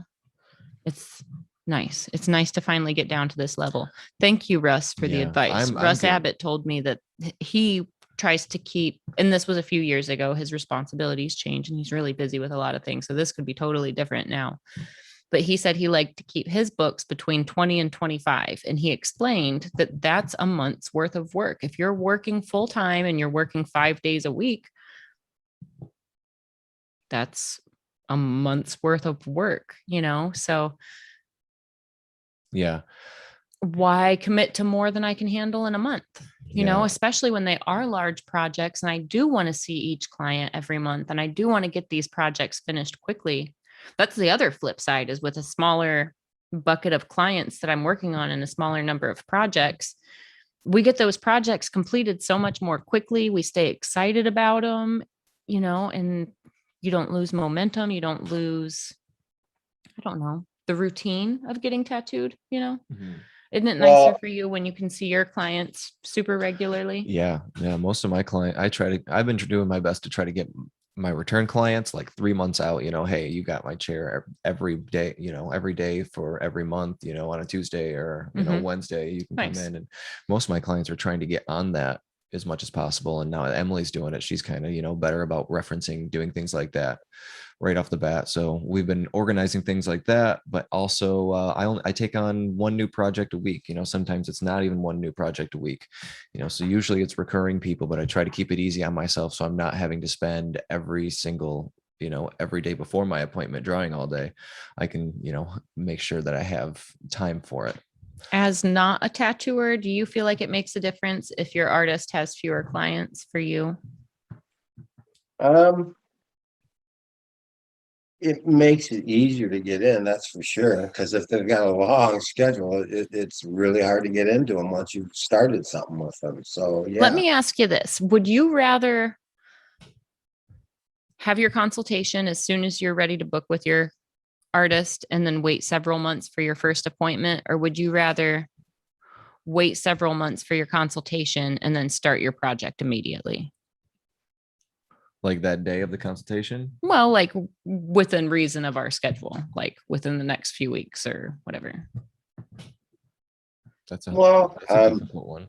Well, because Megan and I work different, so that's not how it is. I just say, well, we're gonna do this, and I've got a couple ideas I'm toying with, but I don't know yet. So usually, we book out 3 months before I get my appointment. So like 6 weeks before I start talking to her about it, and that's how we do it. For me, when I booked the artist, I would just say when I'm booking them, this is what I want, do your thing, and that's how we do it. I mean, I really haven't changed any designs that they've designed for me, any artist. Mhm. So, I'm putting my faith into their ability, which I think So everyone the should. people that work on you, do you usually, like, once you hit them up with the artists that have worked on you in general, once you have hit them up, how long does it take to have your consultation? And then how long does it take to have your first appointment after that consultation usually? Well, for me, it's been like all the other artists. The longest that I had to wait was a year, and that was John Wayne. Booked it, talked to him about it, and then it was a year later that it happened. So he was the longest. Honestly, personally, my favorite is if you can get me in 3 months from now. 3 months is like the perfect amount of waiting time for me. If it's recurring, hey, if I could do every month, that's not going to be the case. I'm traveling, so 3 months if you're traveling to me is perfect. Plenty enough time to save up again and get your money back where you want it to be. You know. Yeah, I like it if it's a 3 month wait. I mean, seriously, if it was me, book it, and 3 months later we're doing it. And I 3 months like that a lot. 3 months flies by. Yes, Flies by. and I for think- most people, it probably gives them time to wait, save up for it, and everything else, Mhm. and be ready for it. Yeah. Reflecting, I think most of my appointments with Russ were every other month. It wasn't monthly, but it was like every other. And then, again, it's Russ. He travels. And I sure love seeing my clients every month, though. I mean, when I'm getting tattooed, I like waiting 3 months because I have to pay for it and all that. But I do enjoy seeing my clients every month. But I never hold it to any of them to have, make them feel pressured to do that. If you want to wait 2-3 months, that's cool. I feel like, but within 3 months for your next session, it's still going to take a year if you wait 3 months every time to do it. Mhm. But And I mean, so- a year isn't bad for a large project No. in reality. No. I mean, even with every other month with Russ, it still took 2.5 years for my back. yeah, I would say most of my pieces, honestly, it takes about a year to get them together almost because not everyone comes through. Maybe those first 2 sessions, they come in for the first Mhm. couple, unless it's those 2-day back-to-backs. Now I love that when clients are down for that because we get so much done. You got Yep. 2 sessions and basically you feel like you went in for 2 sessions and you got 4 sessions Mhm. and 4 sessions back. And then one heel. right or 2 heels. Mhm. I mean, that's how I like with my neck. I mean, both sides were done in the 2 days. Yeah, you don't want to and be sore here, be sore here when you can just get it done. It sucks. It's exhausting being tattooed 2 days in a row. But one of the good things about it is you only have to feel sunburnt for 1 week. Oh, Worst you're getting me so sunburnt excited to get ever. my throat done. Yeah, I'm gonna do it eventually. We got to do this arm phone. Yeah, we gotta get something on the books. I'm working on homies a lot lately. I just was talking about I've got freedom in my schedule to make it happen now. I want some string theory. Good idea that we're going quantum in there. Quantum I don't know quantum. Show me what Show me what it looks like down there. in there, In down there, in there, Down in there. all the way down in there. Betwixt the then Betwixt the matter. betwixt the atoms themselves. Before we went live yesterday for like the closing panel, Jason Leeser and I were he was Mr. Movie Phone and I turned into, do you remember the time lady, Todd? You'd call like the time lady and she'd be like, at the tone, the time will Oh, yeah, I be." remember her. We were talking to the whole everybody that was chilling with us. It was bad. We got carried away. We can definitely Shenanigans. be like the official soothing tattoo voiceovers if anybody needs. Hit me and Jason Leeser up. Welcome. And then there was like this like The tattoo trancy collecting music spa just hour. dancing behind us with like wind chimes, and we realized that was playing at the same time. We're like, who is encouraging us? Who did this? It's probably Jake. Jake had it over there. But That's funny. so how long were you in New York this past week, Todd? 6 days. You got out there was it Saturday you got out there? August is their Thursday. Thursday. Because the fair was supposed to go on. So, I booked to go in, for the pre-party and all that, like I Mhm. normally do on that. And, they postponed it. So, I just hung out with Seth out in Mutton Town at his place until Monday and came into the city Nice. for my 2 sessions. Isn't it great traveling to get tattooed when you can just like visit with friends and kind of immerse yourself? And it's a total vacation, but it's like a family reunion at the same time. Oh, it was. We had a blast. Me and Steph had a blast. Took me around, seen some things. Ate at this great friggin' clam shack, man. I've never had clams so good. Yeah, we had a good time. Got in the city a couple times before I got into see Megan and that, so that was cool. We ate at this infused restaurant with How weed, was you it? know. Oh my God, Infused it was restaurant? awesome. Because you're booked for 2 hours and you basically can eat all you want. So it's like an event. Yeah. Nice. You can That's smoke cool. weed in there. You smoke weed in there. Todd, next time you go to New York, I want to come with you. It's When are called the dates? Pizza Pusher. Pizza pusher. And man, that place was awesome. You have to have reservations, $100 a head. Maybe. Not in here though. Hmm. Hmm. So, $100 a head. Worth it. Nice. It was only $100 a head, and you get to consume as much as you can for 2 hours. Yep. That's fantastic. I can consume that much in edibles just by accident. I'm gonna leave you and Jordan to talk for just a moment. See ya. Hold down the fort, fellas. It's just you and me, Todd. So when you doing your neck, What am I gonna do on my neck? when are you gonna do it? When am I gonna do it? Probably the next year. Probably next year. I think this next year will be a good year for it. I got a couple other things to finish. I got to get my back. I got probably 1 or 2 more sessions in with Guy on my back. Finish that. I don't know. I'm antsy on my neck. I want to start into that, but I need Guy to go down to my cheeks. I still got a torso to do, Oh yeah. but I get it, I get want it. to start the neck. I do. Think Yeah. about it all the time. Yeah, it's not as bad as I thought it was gonna be. It actually wasn't. I mean, there's a few dicey spots where you're going, fuck, that hurts, but what doesn't. But behind the ear, I turned to Megan. I mean, I said something to Megan. I go, wow, I don't even feel it back there. And everyone was telling me it was so gnarly back there for him. And I'm going, I barely feel it. Ooh, We important. switch. Yeah. Yeah. It wasn't too bad.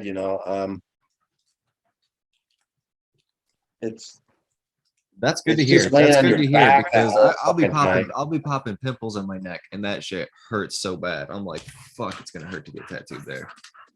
But I mean, Well, it is sensitive. it always hurts. And I mean, I still, I'll be able to deal with it. Oh yeah, it's not. Yeah. It's nowhere near as bad as you've definitely got tattooed in worse spots.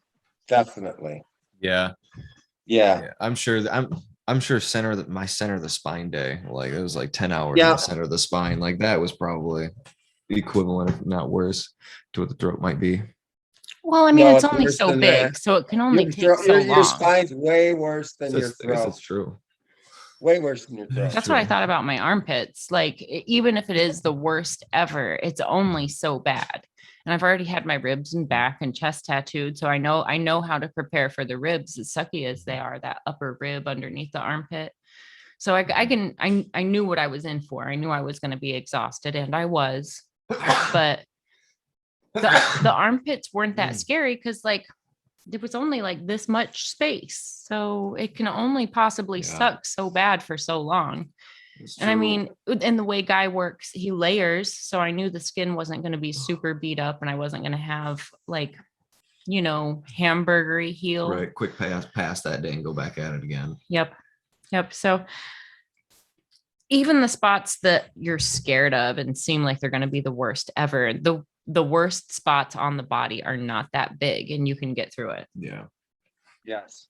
I'm excited to talk to Guy about it. I might end up having Guy do it. I don't even know. I definitely wanted to work in from the other stuff, but man, it's like some sort of bluish green glowing in the center, but bio hooks or something from the side.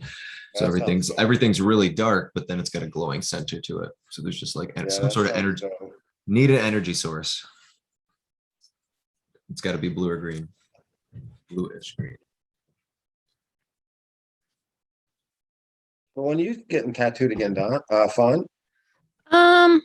I don't even have anything on the books. I'm probably going to wait till I'm done with my teeth. I'm still kind of in the middle of that, and it's hard to, like, I don't know. I still haven't decided for sure if I want to do like the full veneer front, but I need the implant regardless.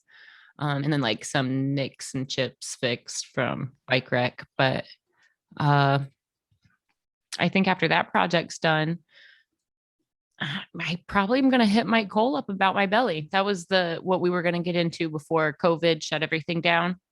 And then once COVID shut everything down, I started the dental stuff because it was just like, well, I'll check this off the list this year, I guess. So I'm still kind of in the middle of that. Yeah. So I guess dental counts as body modification, right? Sort of. I mean, it's not as exciting or like eventful for anybody to watch happen. Definitely But counts. Responsible body mod. Yeah, fair. Yeah, it could potentially fix other issues down the road, but yeah, I think my belly's next. I do have a piece that has been incomplete for several years. And the reason it was incomplete is because I had a session scheduled to get it finished, and I was working up in Michigan, and my trip ended up, I can't even remember what the circumstances were. I can't remember. It was wintertime. So maybe there was an ice storm or something crazy like that, where it was like, oh, I'm not getting to Columbus tomorrow. That's not going to happen. So for whatever reason, this was probably at least 8 years ago, maybe more. But for whatever reason, I can't even remember now, I had to cancel. And then shortly after I canceled, sometimes artists move shop or stop tattooing for a period of time, or, you just lose touch. And he was a great artist at a great shop. His name's AJ McMillan. He's here in Columbus. He was at High Street Tattoo then, which is now owned by Joey Knuckles, who's been a guest of ours. But he's working at Evolved now here in Columbus, which is a fantastic shop, and he's doing fantastic work. So I think I'm going to hit him up probably very soon and have him finish this piece for me.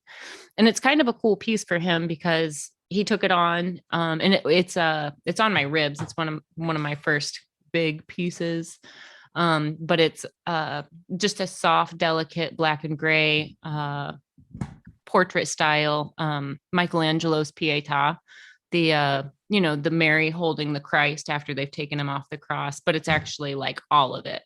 So we like cropped out the middle section so it fits nicely because it's a very wide sculpture, and that kind of takes up my rib panel. And then the other side, I've got Nike, the Greek goddess of victory. So I've got like both of my classic sculptures that kind of like inspired me to want to be a fine artist, like super close. So I think hitting him up is probably going to be my next, because it's just been like on my mind. It's the only incomplete tattoo I have. Yeah, I got another incomplete one. I got to get hold of Tony Mancia and finish up my knee.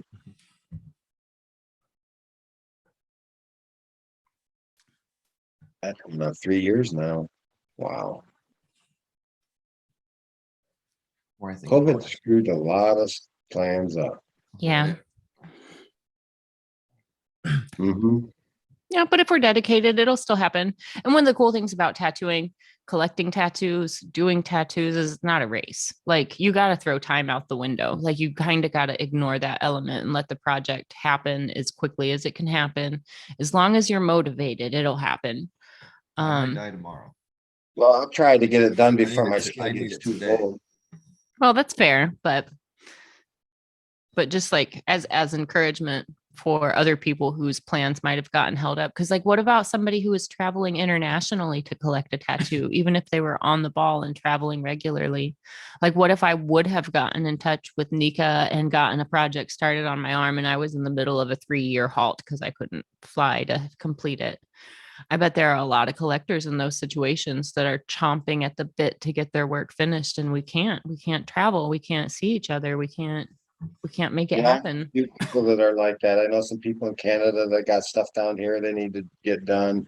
They had appointments scheduled. Can't, that all got thrown out the window. I feel so fortunate that we can travel as freely as we can within the United States. Yeah. One of the things I like about this event that we did over the weekend is it was small. Like, I think including those of us that were there helping and pulling the event together, I think I don't want to put an exact number, but definitely well under 100, probably under 70 people altogether. But it was a really, it was nice that we just had plenty of space. We could just naturally hang out in small groups. And even once we gathered close and we were all like drawing and working together, we could be like working together, but our easels were spread out enough and everybody was just naturally giving everybody personal space. And it was nice. It was nice to have like a community event, but we were comfortably spread out. And I liked how far off the beaten path this resort was. It was a ski resort. So you literally drove up a mountain and it was beautiful. We got there Sunday and it was green. And by the time we're leaving Wednesday evening, it's like yellows and oranges. And so it was kind of cool to get over there to It's a beautiful see the drive start up of the there, change. Connor. Yeah. It is. New England is a beautiful place to be during the fall. That's Oh, for I sure. forgot. On the way, we went a little bit out of our way and stopped at Niagara Falls finally. I got to see Okay. Niagara Falls. And I was chasing sunset. So we got there like a half hour before sunset. We got some beautiful videos. We got some beautiful photos. And then we went and had dinner. And while we were at dinner, it was like, oh, we should go back. I wonder what it looks like at night. And there's like lights and colors. And Yeah. so I definitely would love to see what all they do when like everything's open and there's no restrictions. Cause like I've heard that Or the just the Rainbow American Bridge. side, right? Do what? You only seen it on the American side, right? Correct. Yeah. The best views on the Canadian side, though. Seriously. I can imagine. Yeah. Yeah. It is. Actually, Todd, as I was sitting there looking, you know, if you've been hanging out with me or listening to me run my mouth, I've been talking about wanting one of these little itty bitty whitewater kayaks. They're only 39 pounds, 29 pounds. That's why I want one so bad. So I can just like one shoulder it and get into like wherever I want to go. Not necessarily that I want to do like heavy whitewater kayaking. But anyways, as I'm sitting there and watching and I'm just kind of like taking in the air around me and like just feeling like the power of the water. And I'm watching the water just like rush up from like the rapids at the top. I'm watching it rush over the edge. And as I'm watching, I'm like, oh man, it'd be great to ride a teeny tiny itty bitty little kayak off of this thing with a parachute. Can I make this a sport? Is this a thing we can make happen? Like, what would you call it? Like, base jumping, base yakking. Don't think you base have enough. Kaya shooting, I don't I think like there's that. enough. para-yakking. Para-yakking. Yes. Yeah. Yes. Can I be a para-yacker? Put one of those fans on my back. It'd be cool if there was enough height to be able to do that, but I don't think the falls are high enough for you to be able to fall off the edge and deploy your chute in time. Then hopefully not be. Have you trapped in the water seen- with your parachute? Have you seen the people that have like, it's got like a propeller on it and it's got like, it's not like a parachute, but it's like a big, like a triangular, like kite, like a, you know what I mean? Yeah. Paraglider? The guy Yeah, that like does a it paraglider. around here. Yeah. What if I did that? Could I strap that to myself on a kayak and ride Yep. off Niagara Falls? Look, when I was a kid, I remember seeing this video of this guy that rode over the falls in a barrel and lived. It's like, Yep. I want to ride over a waterfall in not a barrel. That doesn't sound safe. What sounds safe? Barrel Parachute. Parachute sounds brilliant. If I can just paraglide down, noodle on a tiny kayak, paraglide down, golden. If me and my kayak are under 200 pounds, I don't see why that's not possible. You- Who do I got to talk to about these permits? You know what I love doing?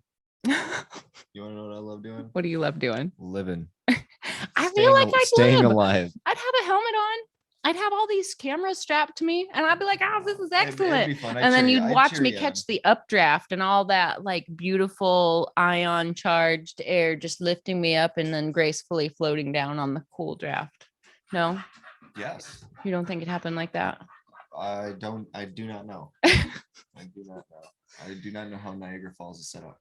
I don't know. I'm gonna have to talk to nature about this, and then But I'm gonna having have to all figure that out who I can gear- get the permits. Having all that gear near water, you're gonna need some pontoons on it if you have that, or like some floaters, so you can float when you get in there and you're not just sinking with your paraglider.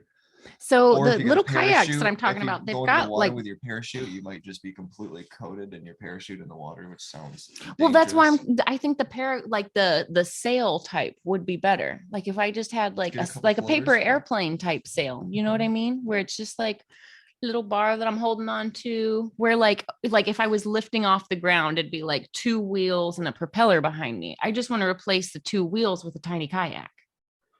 Can I do that? Is that a thing that can happen? Can we make that happen? It can. Instead of like a basket on a hot air balloon, what if I put a kayak there and I just like hot air ballooned and just dropped in? Beautiful. That'd be amazing. Who do we talk to about these ideas? People with the materials to make it happen. Get the materials, make it happen. Experiment, do some physics, do some testing.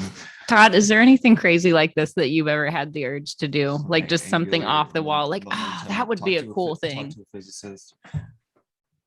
Well, You've got to yeah. be, you don't have any weird, like, that'd be a rad adrenaline chase, or, that'd be a cool thing if that were possible to do. Mine's paragliding. I've always wanted to actually paraglide. So yours Like, isn't too far But off not from Not the mine. gliding, the one with the parachute with the motorized back. Mhm. That you're Yeah, like kind of. I want to. I still want to skydive. I haven't did that yet. What if we do I it? want to do that too. What but, if we like, do a that's- I'm, like, tattoo afraid of it. collecting podcast skydive? Because I want to skydive. You can do that in Arizona. Fat Let's chan- do there's it. What fat if we chance went you can. skydiving after Hell City?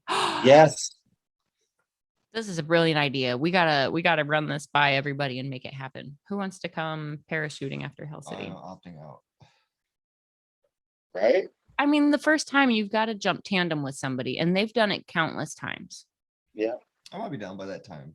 And like by the time But even you're like Angels Landing, we did Angels Landing. Like that shit was a lot of fun and was a little bit easier than I thought. But when I got done with that, I was like, that shit is so scary and Okay. so death defying and so What if close we to death. I was did- like, I'm cool doing it once. what Happy if I we it did once. the don't know light if I'll beer do it version again. of this? What if we all got together and like chartered a hot air balloon ride?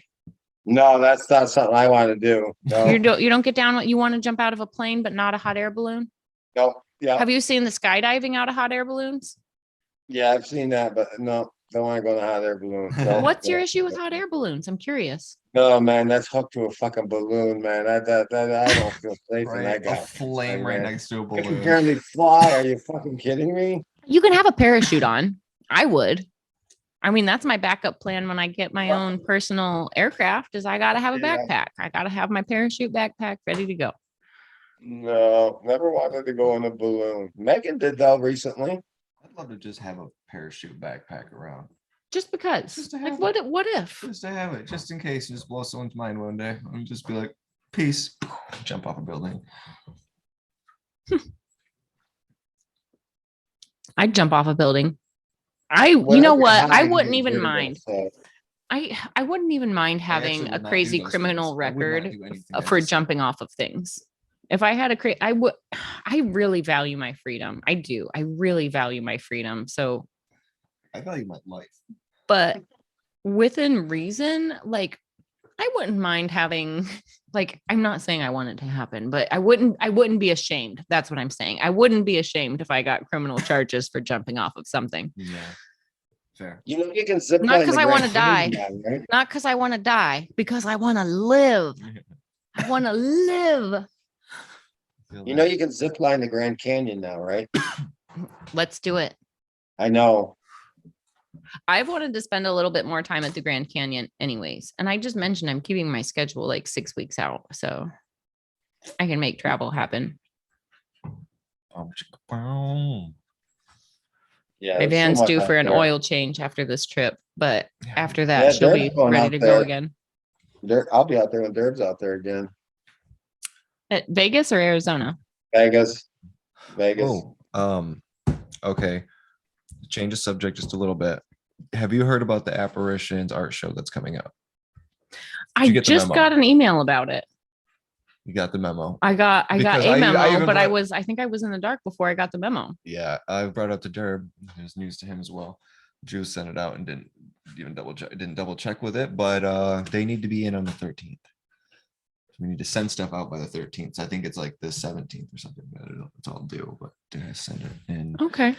But Okay. if you want to send something in, I'll paint something up. What's their theme? Do they have like It's a a theme dark art, shape this year or any anything? any shape, size, dark art. So like Geiger-esque, it's like a tribute to dark art and a tribute to like apparitions and ghosts or something like that. You but know, it's also been a dark. long time since I've made any Spooky. like Geiger style or Giger style art. I should just make a cool like tribute to like a. I can make something You want to have a not little huge. paint night here soon? I'd be down. But also, if we don't have time for it on our own, Hmm.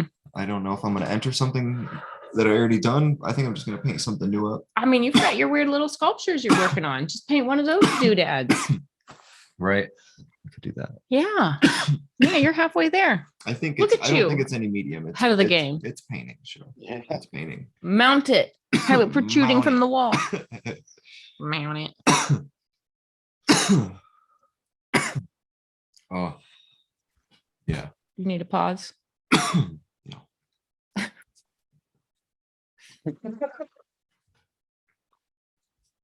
Oh, Man, what a crazy weekend. it was a crazy weekend. I mean, it's, but New York's got its own vibe, man. I mean, it just beats to its own thing. I mean, yeah, I had a blast in New York. It was so much fun. Because the Yankees were playing, so they were all worried, watching that, yeah.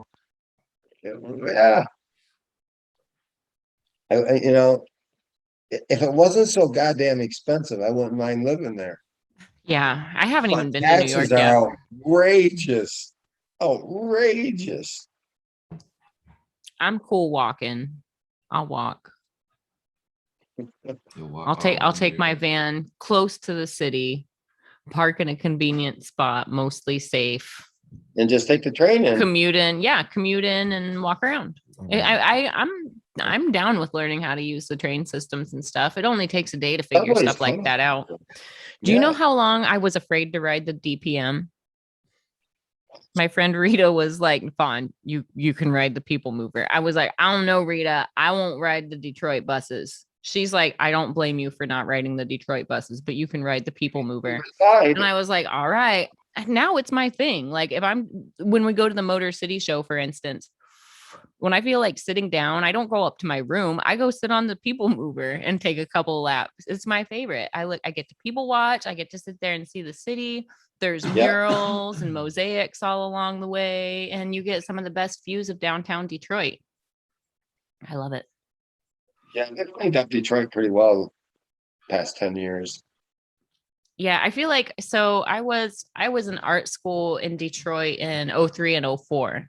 So it's like it was just on like the brink of all the new downtown. Yeah, there's a lot of new downtown now. It's so much different than what it used to be. There's if you just drive through the neighborhoods around the inner city and that, there's a lot of artwork just to be seen on buildings and that. A phenomenal I amount. was a little disappointed that like the Heidelberg project has shrank so much. Do you know what I'm talking about? Yeah, but it got caught on fire. You can't forget Oh no, that. I didn't know that. When did that happen? Yeah, someone lit it on fire. Oh man, yeah, the last time. So when I was in art school, it just sprawled and sprawled and sprawled and it went forever and everything was so brightly colored and it was just so tacky but beautiful and then I went back a handful of years ago and it was just maybe a third of the size that it was and like you could tell that they were like struggling with graffiti, which isn't the same as like the art movement that they were making, so when you're fighting graffiti and vandalism and people just tearing stuff up instead of the people that used to treasure it, it's bummer. Yeah, it was a shame that someone lit it on fire, but they always had problems with that thing anyways. A lot of people wanted to shut it down over the years and that. Mhm. Well, Even that's the one of the city- things. That's one of the things that I thought was special about it is because there's nothing about that was to code other than it was just that little community doing their thing and being creative. And like, so this place that we're talking about, So it's like it was these like several blocks of Detroit. Have you heard of the Heidelberg Project? It's basically like this artist community, and they all painted their houses all crazy, and they'd cover their houses with crazy materials. They'd have like baby dolls hanging from trees, but instead of being morbid, they'd be like hot pink, and there'd be like daisies, and it was just like beautiful chaos everywhere. And Okay. I'm just bummed that it's not what it was, not what it once was. Mhm. Yeah, Detroit's had some cool things over the years, though. They do. People give it a bad rap, you know. It's got its bad areas, Like but any it's big getting better city, to you're always gonna have If we're problems. talking about Just like- downtown Detroit is beautiful. Walk around, walk from the Coney Island Waterfront place all the way property. over to Greektown. Like walk Mhm. all of it. Get to know that city because it's beautiful. If you get to see some of those buildings, like walk in like the main entrance of some of the buildings where it just looks like a black cave from the road. There's Mhm. just beautiful mosaic tiles and just beautiful decorative ornamental art everywhere. Like Detroit is a beautiful city, but there's remnants of what it used to look like in like the 1600s. Like we forget that Detroit's one of our oldest cities. Like It it's is. it's as old as New York. You know what I mean? Detroit's got a fur trading history. That little Yeah. church that's outside of the Ren Center, I just love standing and like, I just lean on that. And I love just feeling the bricks and feeling the history of that building. You know, that the one I'm talking about, the Mariners Church. Yeah. Yeah. I just love that Where city. I I'm live, overdue though, for is a visit. where I live is where the oldest fort was in Michigan. Really? Okay. Yeah. I'm gonna have to come up there, Todd. You're gonna have to show me the secrets of Detroit. I don't know yet. Yeah, there's a lot to Where in Detroit. Detroit? Where in Detroit are you again? Oh, I'm in north of it. North of I'm it? 50 miles north of it, Okay. but I'm down there all the time. You know, I mean, everyone goes to Detroit. I mean, what are you gonna do? You know, that's the biggest city we got. Mhm. Right. I'm always, whenever I'm there, I'm always in like the Warren area. Yeah, yeah, Warren. Yeah, Warren's an okay spot. It's a bit dicey in some areas. Right. Yeah. You turn a corner and it definitely changes quick. Yeah, there's some real dicey areas in Warren. But the areas where I'm always at, it's not bad at all. It's just Yeah, busy everywhere. yeah, Warren's changed and it's not as bad as it once was. That's for sure. I mean, the whole area is changing. You know, it always does. I don't know. You know, you got Royal Oak, Ferndale. Ferndale's a hopping spot I nowadays. spent a lot of time in Royal Oak. Detroit's just one of my favorite cities. I think Detroit's always going to have a big piece of my heart. I mean, I went to art school there, and I feel like that's where, like, coming from like a small, like, suburb community of Grand Rapids and Lansing, like, I was incredibly spoiled growing up and didn't even realize how like privileged I was. And then to have like, and I was only 17 when I went to college, so I was like a baby, even compared to the other freshmen around me. So to be that age and to go from a little quaint community to Detroit and to just fall in love with a city like that, like, I just love it. And I mean, I think I learned a lot about how the world worked in Detroit. Like, aside from the city itself and all the history there and all the art there and all the music there, like, I was a Motown Detroit's got nerd rich even when I was music. little kid. So there's just a feel and a soul to Detroit, and like you feel it when you're there. And I don't know, it's just always going to have a piece of my heart. So I think if I'm not in Columbus, Detroit's probably where I'll be. I think I'm a Midwesterner for life. I mean, I'm not saying I won't like explore and visit other parts of the country and live in other parts of the country, but Columbus has been so good to me. But like Detroit taught me how the world works. Okay. Yeah. Yeah. Fair. Well, Detroit's a working class city. That's the thing. It's not a snobby city. It's working class. Yeah, if you're down to work hard and put your nose to the grindstone, Detroit's a great city. You know, that's the spirit of Detroit, is overcoming and Everything. having that fortitude. And like, Everything about it sucks though too. Driving around in Detroit sucks. Everyone's such an asshole driver. I love driving in Detroit. are Oh, insane. I get to be so Everybody's aggressive. Asshole drivers. There's no laws. There's no laws.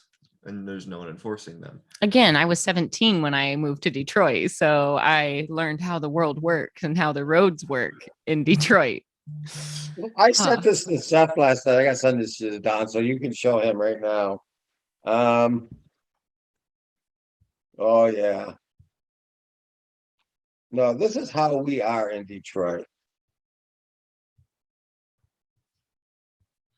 If you send it to my Instagram, I can pull it right up. Oh, okay, I'll send the Instagram.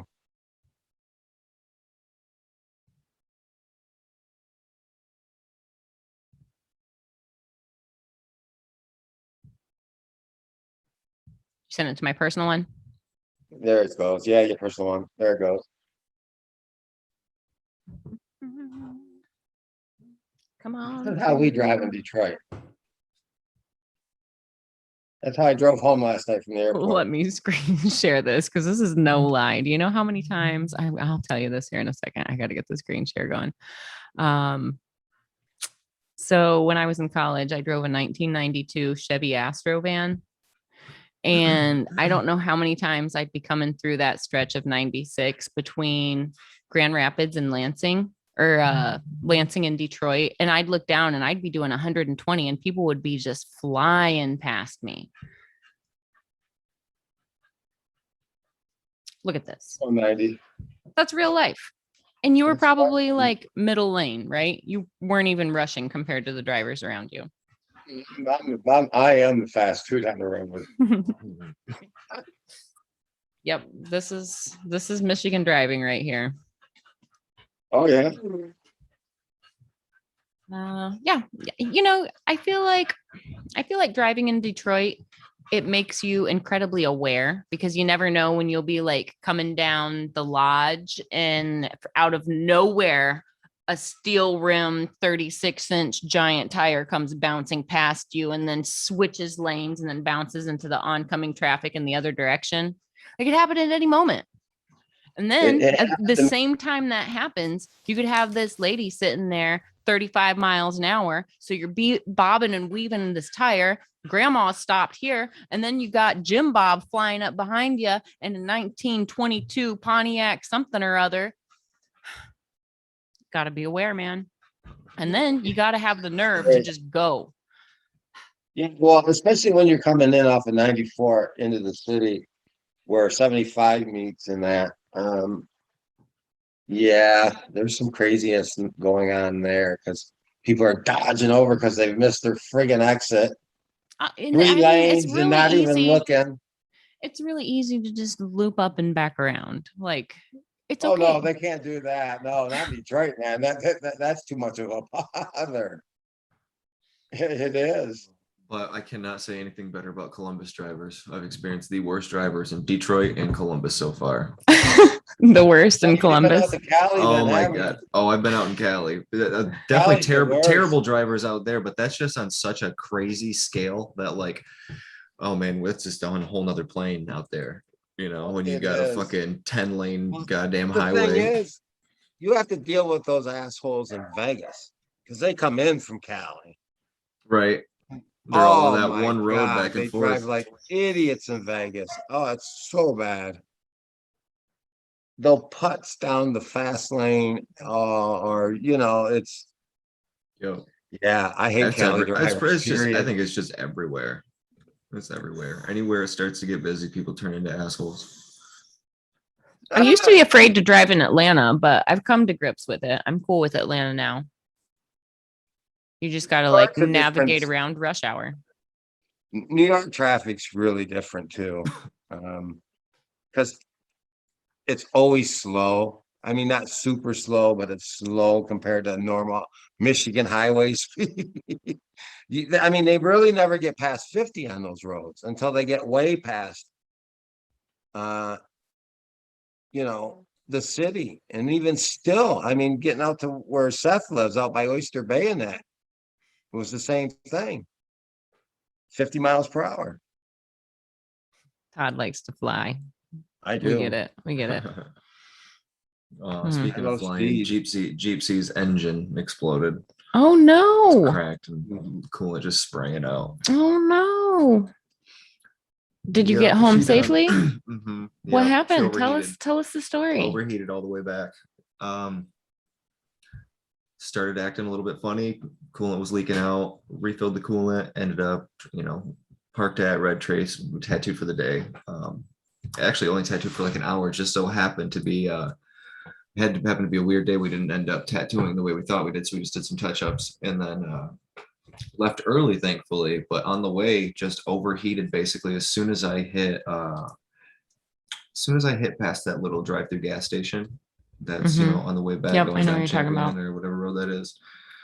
Yeah, So it Jordan and started I live in overheating. It very overheated close like 3-4 proximity of one times. another, and it's like 2.5 miles from Red Tree, maybe like a 7-minute drive with city traffic. So in that amount of time, that's a very short amount of Right, time it to was- go this And wrong. then I just ended up like I just kept stalling in really bad areas. I mean, areas I just did not really want to be sitting there. And so I just said fuck it and just drove it all the way home, just overheating like a motherfucker. Just brop, brop, brop, Blinking brop, at brop, me. brop, brop, Yeah. kicking smoke, smelling Mhm. gross. Oh yeah, yeah. Coming off the thing. And it's all steam basically. Jeep C, rest in peace. But time for a new car. So I'm in the search for a new car. I would really like a truck, but man, is everything expensive right now. Yeah, I've actually just Holy been shit. like out of curiosity looking at vans because like Nuts. I love my van, but in reality it is a 2003 and I have packed the miles on her. It's mechanically sound. I've got a great mechanic and everything, but the reality is eventually I'm going to need a new van. So I was like noodling around. I find the exact same model, same paint job, similar condition to mine. Also over 200,000 miles. $23,000 is what it sold for. Holy It's like, shit. man, that's a 20-year-old vehicle with 200,000 miles. It's not even diesel. I paid 11 for mine. Like, I'm going to just hold on to this for a minute till I can afford that Mercedes turbo diesel 4x4 van with a snorkel, luggage rack. I'm just So have going to you hold tried on to it. Carvana? Do Have what? you tried Carvana? Yeah, I'm on there just kind of noodling around. I really want to get another 2-seater as well. Like I love my van. I love traveling in my van, but I had a smart car and I loved it. And several years ago, I had a Ford Focus hatchback that was little tiny yellow thing that was just like a go-kart to drive. I grew up driving large vehicles, so little cars are fun. And I live in a city and it's easier to get around and park in a little car. And being able to put $100 in my gas tank and go all the way to Atlanta and drive around for a week and back for $100, that's pretty fantastic. So that's pretty cool about 2-seaters as well. Yep, Yeah. I'm in the search right now. Buying a car is overwhelming. Well, make a list of the things you want. Right. Start there. Have you put a hard list together? Truck? Does it need to be covered? Oh yeah, no, we went through a lot of this stuff. There's so many variables. Oh, the variables. All the variables. And then there's Well, the that's like, problem, though. There's no inventory of, Seth was looking for a new car for his girlfriend when I was there, and Mhm. there's just no inventory in any of the dealerships. And Seth, before he did Hustle Brother, was a big car dude, and there's no inventory on any of the lots right now, mhm. none. And it's a 2-month wait or 3 months for it. If you're gonna get a new one, How long did it take you to get your Carvana? 8 days. Not bad. Not bad. I was looking at some Tacomas on it. I really wanted it. I was like, God damn it, gotta do my taxes. It was the greatest thing, dude. I mean, it was so easy. After I was done with it and we got our car, and I text Seth because I knew he was a car guy. I go, man, dealership's gonna be in trouble, man, because this was the most easiest thing I've ever done, man, to get a car. It was so easy. Yeah. Yeah. When I got my van, I actually had another van that I looked upon for, I think I paid $1,200 for it. And we put like 160,000 miles on it before I was driving it one day. And I was like, the time's coming soon. I'm driving. All of a sudden she starts overheating. And I was like, God, it's time. So I park it, and I had another vehicle at the time, so it wasn't a problem. But I go to a friend of mine who owns a car dealership. He used to own a bar that it was a pool hall that I bartended at when I was younger. And I literally walked in and I was like, "Hey, Mark, I'm looking for a van, like next time you and your guys go to auction." And he was like, "Oh, all right." So I literally like on a little post-it note wrote down the list of like the things that I was looking for. And it was maybe like 6 weeks later, he's like, "Hey, I think I got a van for you." Sold. Nice. But it was, I guess I'm just saying that like with your local car dealerships that deal in used cars, they're at auctions regularly. So it's not crazy or out of line to like go in and be like, "Hey, um, I don't know exactly what I'm looking for, or maybe I do know exactly what I'm looking for, but I'm looking for this, this, and this. And if you could find it at auction, I would totally be down right now." And sometimes, they might already have it, just not on the lot, or, it's something they might have passed up the week before because they didn't think they were going to be able to sell it. So when you let somebody know that you are the market and you're ready to bite, if they can bring you the product, they might bring you the product. Right. So I'm just saying there's always that option. A lot of times people don't think about, you can go to a car dealership and say, "Hey, when you go to get your inventory, this is what I'm looking for." And if they already know the car is sold, they have no risk buying it. So, you know what I mean? Yep. Mhm. It's just kind of working the system, but being friendly and and it's guaranteed business. If they get the car you're looking for and it meets all the criteria. Right. I'm just so impatient. I need a car. I'm like, when I go out and look for a car, I want to like have one by the end of the day. Are you down to lease? Do you lease vehicles or anything like that? Or like rent or like have a payment plan type thing. Well, so you can finance a car and buy it, or you can lease a car and it's like a 3-year, it's yours for 3 years and you pay this much a month and then I wouldn't want to do that. I would want to buy it. some people that like to drive new cars, they'll lease them and they'll, but you get when you lease a car, you only get 10 or 20,000 miles a year. So you want to keep the mileage low so it can be resold. And Yeah, I want my own car. I'm thinking about getting something cheap right now until I can just get something really nice in a little while. Hopefully car prices go down eventually. So I'm looking at some options right now. Old Jordan's got to do his taxes. I think the prices of everything is just it's not going to go down for a while. There's a It's just supply going to keep going issue. up. There's a huge supply issue. That's why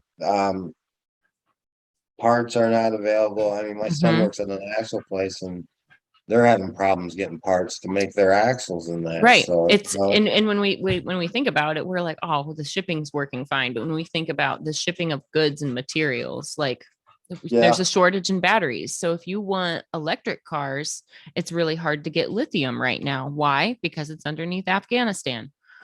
no, there's tons of Nevada. There's tons of lithium in that Nevada. Oh, good. That's good to know. It's good to know. It is.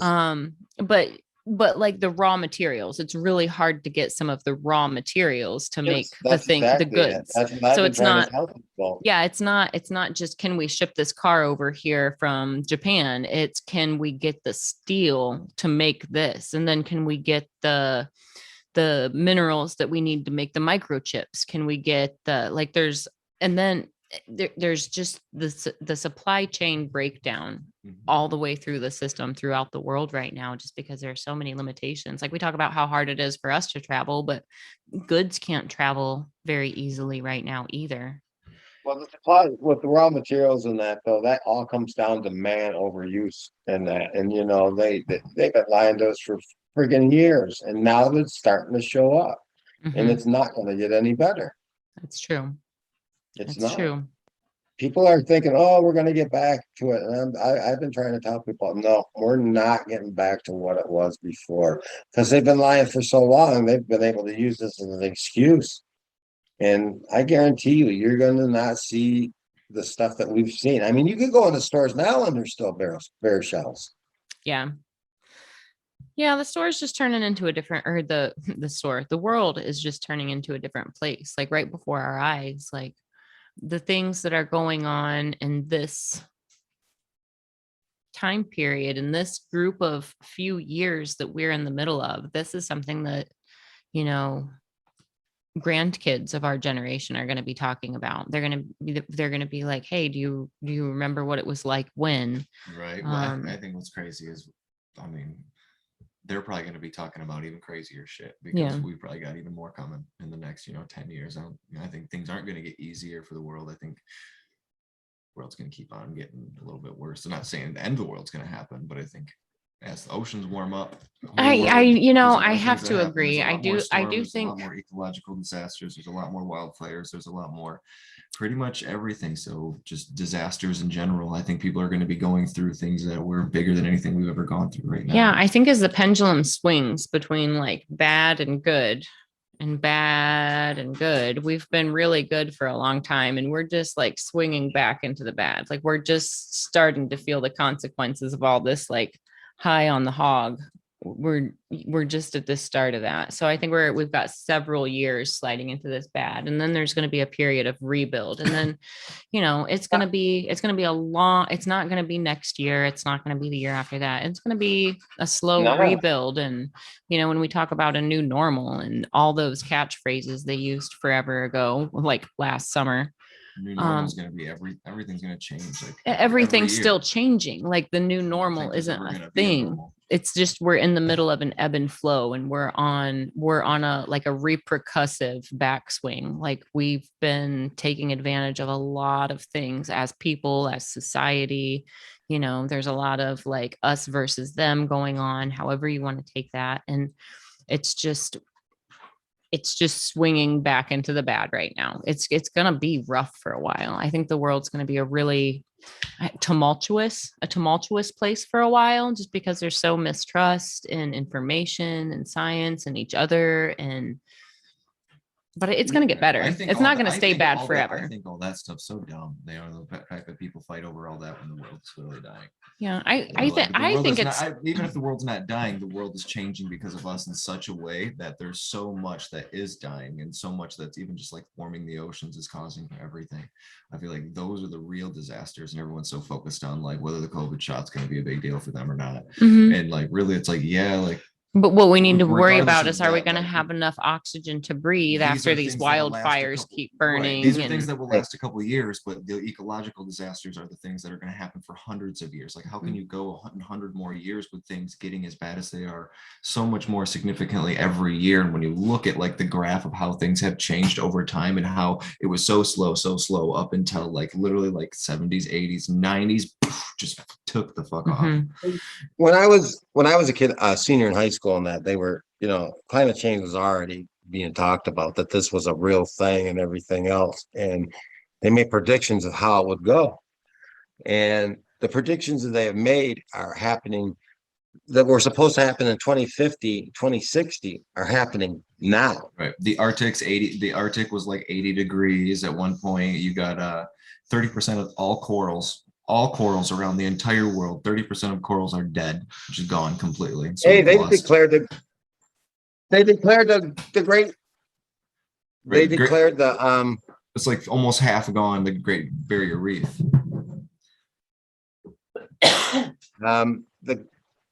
the Great Barrier Reef's pretty much been made, they've declared it dead. Yeah. And that's the biggest reef in the planet. Right. That's as big as that's like as big as United States, like half as big. It's as big as from the top of Washington all the way down to the bottom of California, and then about as wide as California is the Great Barrier Reef. Yeah. I mean, there's so much happening right now, and there's so much other news going on that people just don't see it in that, I mean, the thing is how the wildfires this year has affected everyone. I mean, the smoke was everywhere from them. I mean, we had it in Michigan. I'm pretty sure you had it in Columbus. Oh yeah, our sunsets have been beautiful. Yeah, it's been great. Yeah. Not really. So- I'm kidding. Totally joking there. Yeah, I mean that. I mean, the ash in the atmosphere does make sunsets It looks beautiful, but it's not a pleasant thing. it's one of those. It's like, oh, it's beautiful. Oh, oh. Yeah, that's Well, exactly it's like the when feeling. I'm flying to Vegas and see Lake Powell and Lake Mead and that, You and I over were 20 talking years about this. flying into Vegas, and you just see how it is.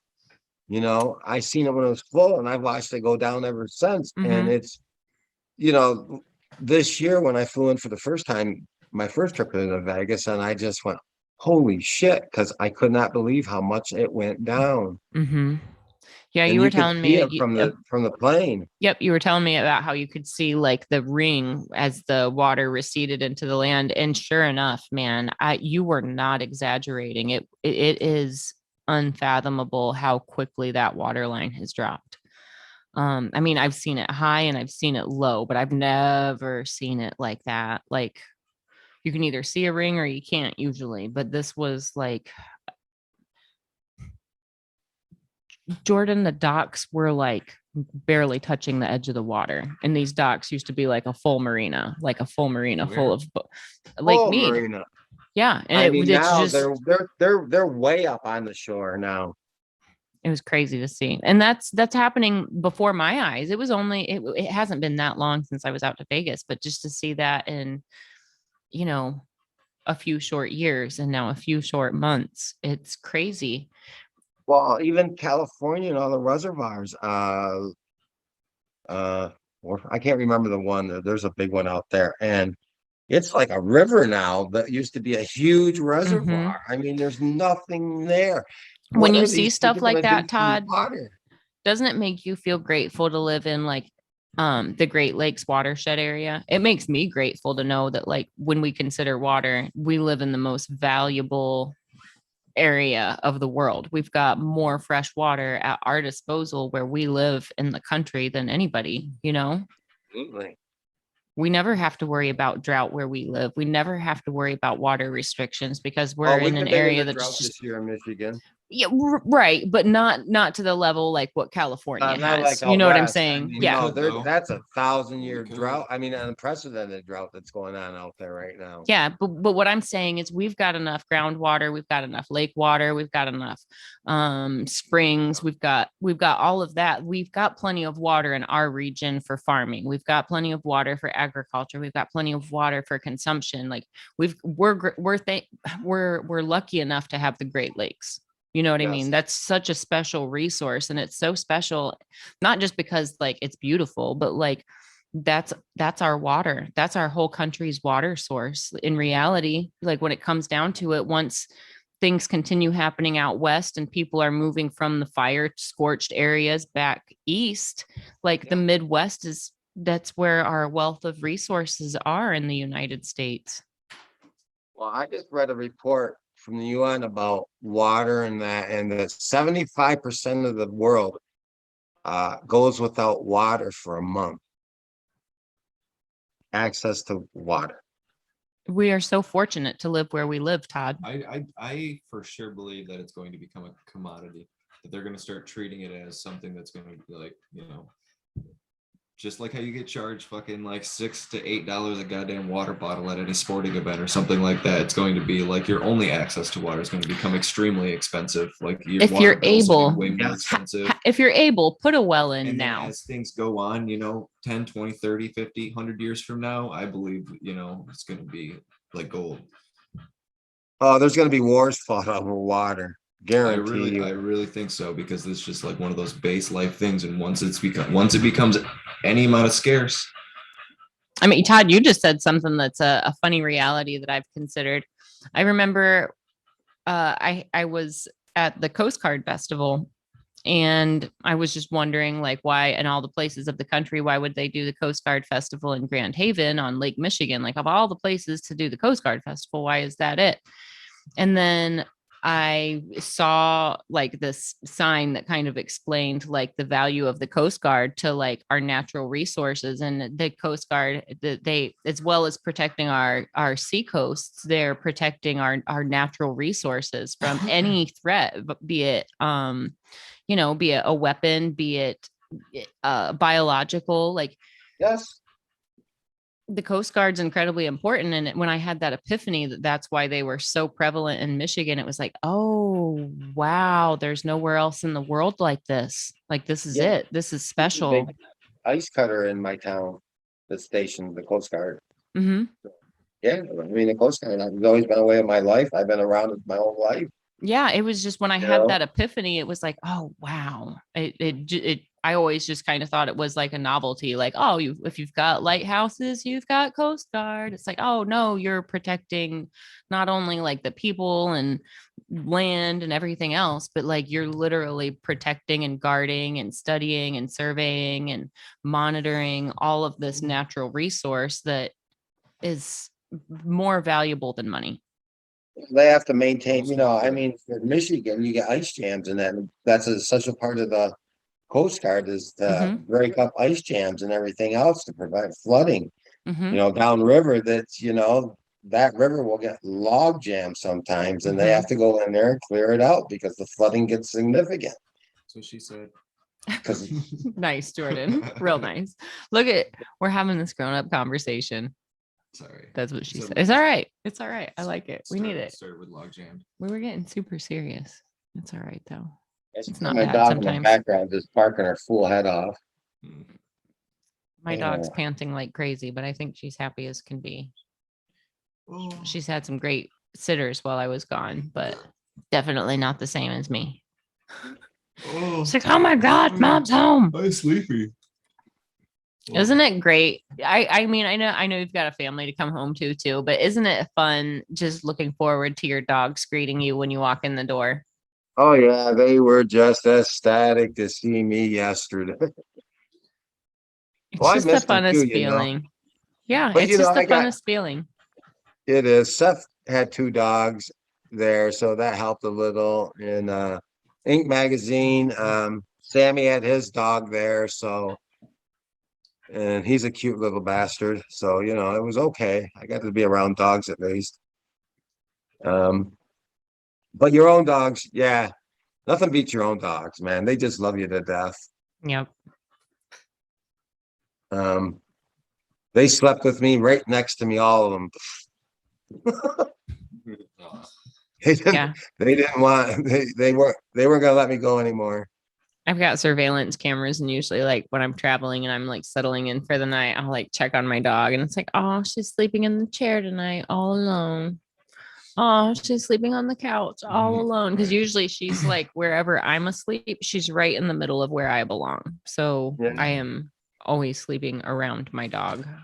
Yeah, my wife sent me a picture of sleeping my alone. dog sleeping where I Animals, sit. they just sleep all day. Oh, yeah.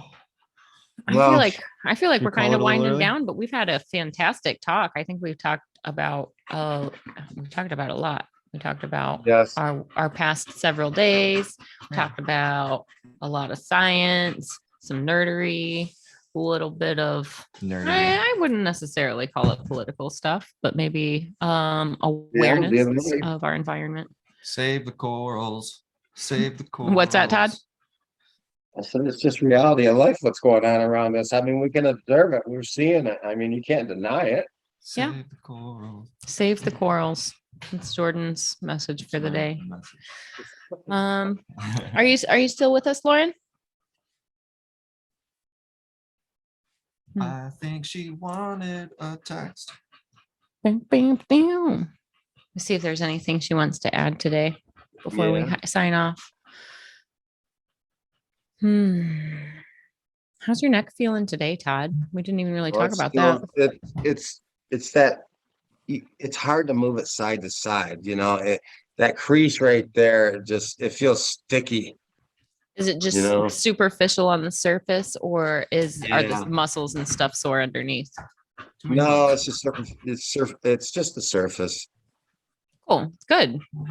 I feel like I'd be afraid of all those muscles being like sore and tight and knotted up afterwards. Yeah, well, you can't, I mean, I don't have full range in my neck, I'll give you that. But it's not like I thought it was gonna be. It's not like healing a ditch, your knee ditch and that. It's, you still got some mobility and you're not Mhm. dying. It's It's a little just an bit easier to be aggravation. mindful of right there too. Yeah, it's just more of an aggravation than anything. I mean, I couldn't get Santaderm to stick. And probably like another 2 days and you'll be mostly back to normal, you think? Uh, I don't know. I think this is gonna take a little longer to heal. Yeah. Okay. I think so. It is softer, more tender skin too. And it is. That's for sure. And you move it a lot, that's the other thing. Do you have any hair on your neck growing back through it? No, she pretty much missed my whiskers where my Nice. whiskers were. Because I Nice. got a weird how it comes down. So she was able to, there's some though, but you I feel can't like Yeah. that would shave. just I itch mean, you like just can't crazy. shave. Right. Oh yeah. Oh, shut up.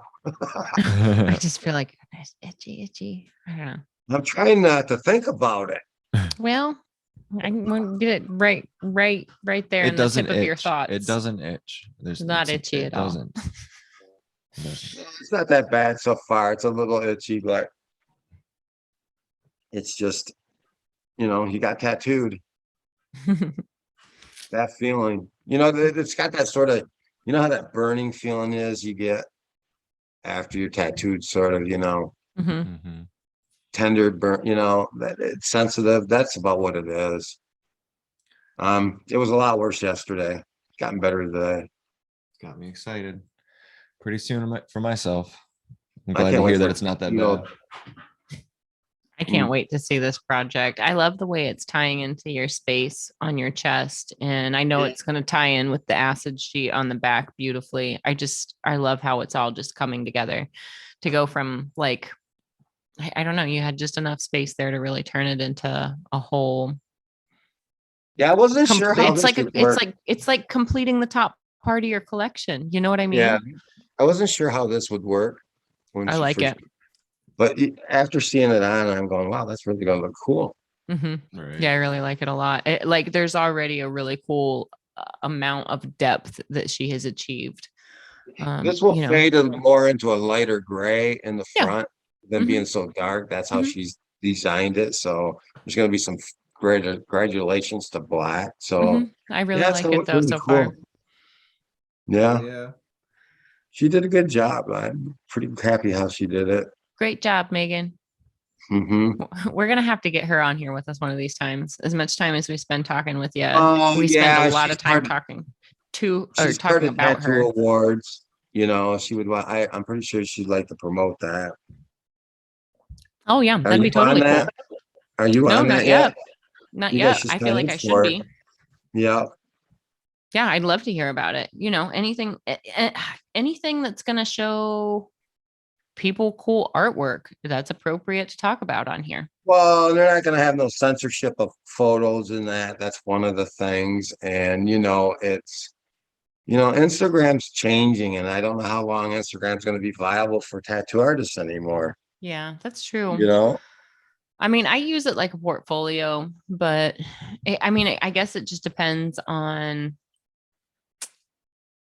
I don't know. I just wish there was just some way that we could present our stuff differently, like as fine art, not, but there's just so many gray areas and it's hard to define what isn't art and what isn't pornographic and what isn't the human figure. And it's frustrating.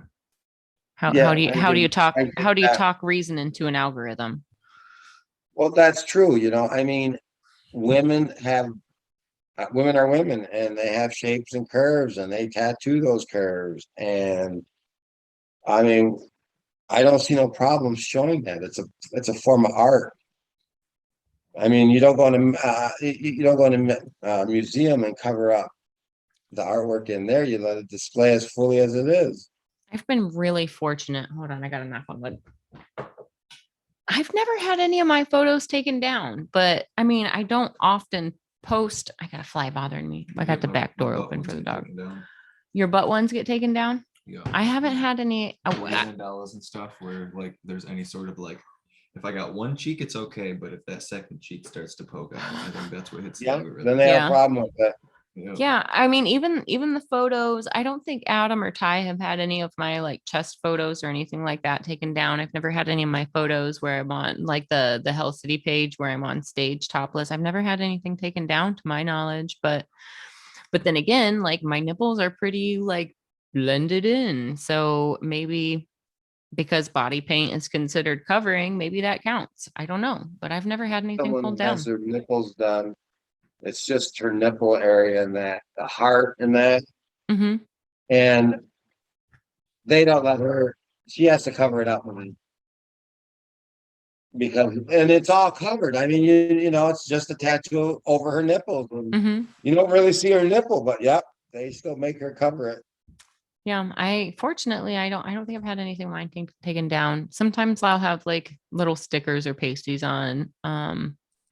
Sometimes we'll just put like emojis or something over them in the photo, but I've never had anything taken down, Well, thankfully. that makes you one of the few. Thankfully. You don't Lucky.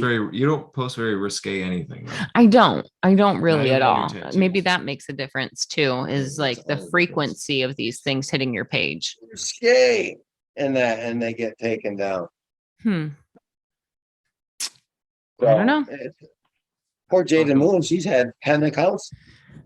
I actually like kind of, she's one of those people that I have to like check and make sure her account hasn't been deleted. Nika's another one. She gets taken down for nipple exposure all the time. Yeah. It's like, that was a painting. That was clearly paintbrush strokes. Yeah. It's Think of the children. well, the content too is a bit risque, and that gets her in trouble. It's sometimes just beautiful waterfalls with nude They should just women. have like an over 18 Instagram thing. You know, if you're a child, you shouldn't even be. If you're under 18, you shouldn't even be competing on the scale of people who are older. And if you do it, maybe it's, I don't know. There's something for it where you know that's going to be the rules or something like that. Where if you have an over 18 account, then you can do what you want. People can only access that if. It's a funny conundrum. Well, how that would work. How would you Where the enforce loopholes it? lie there, how Yeah, to it's a funny enforce it. conundrum. Well, anywho, let's go ahead and sign off for this week. I think we've had a fantastic discussion.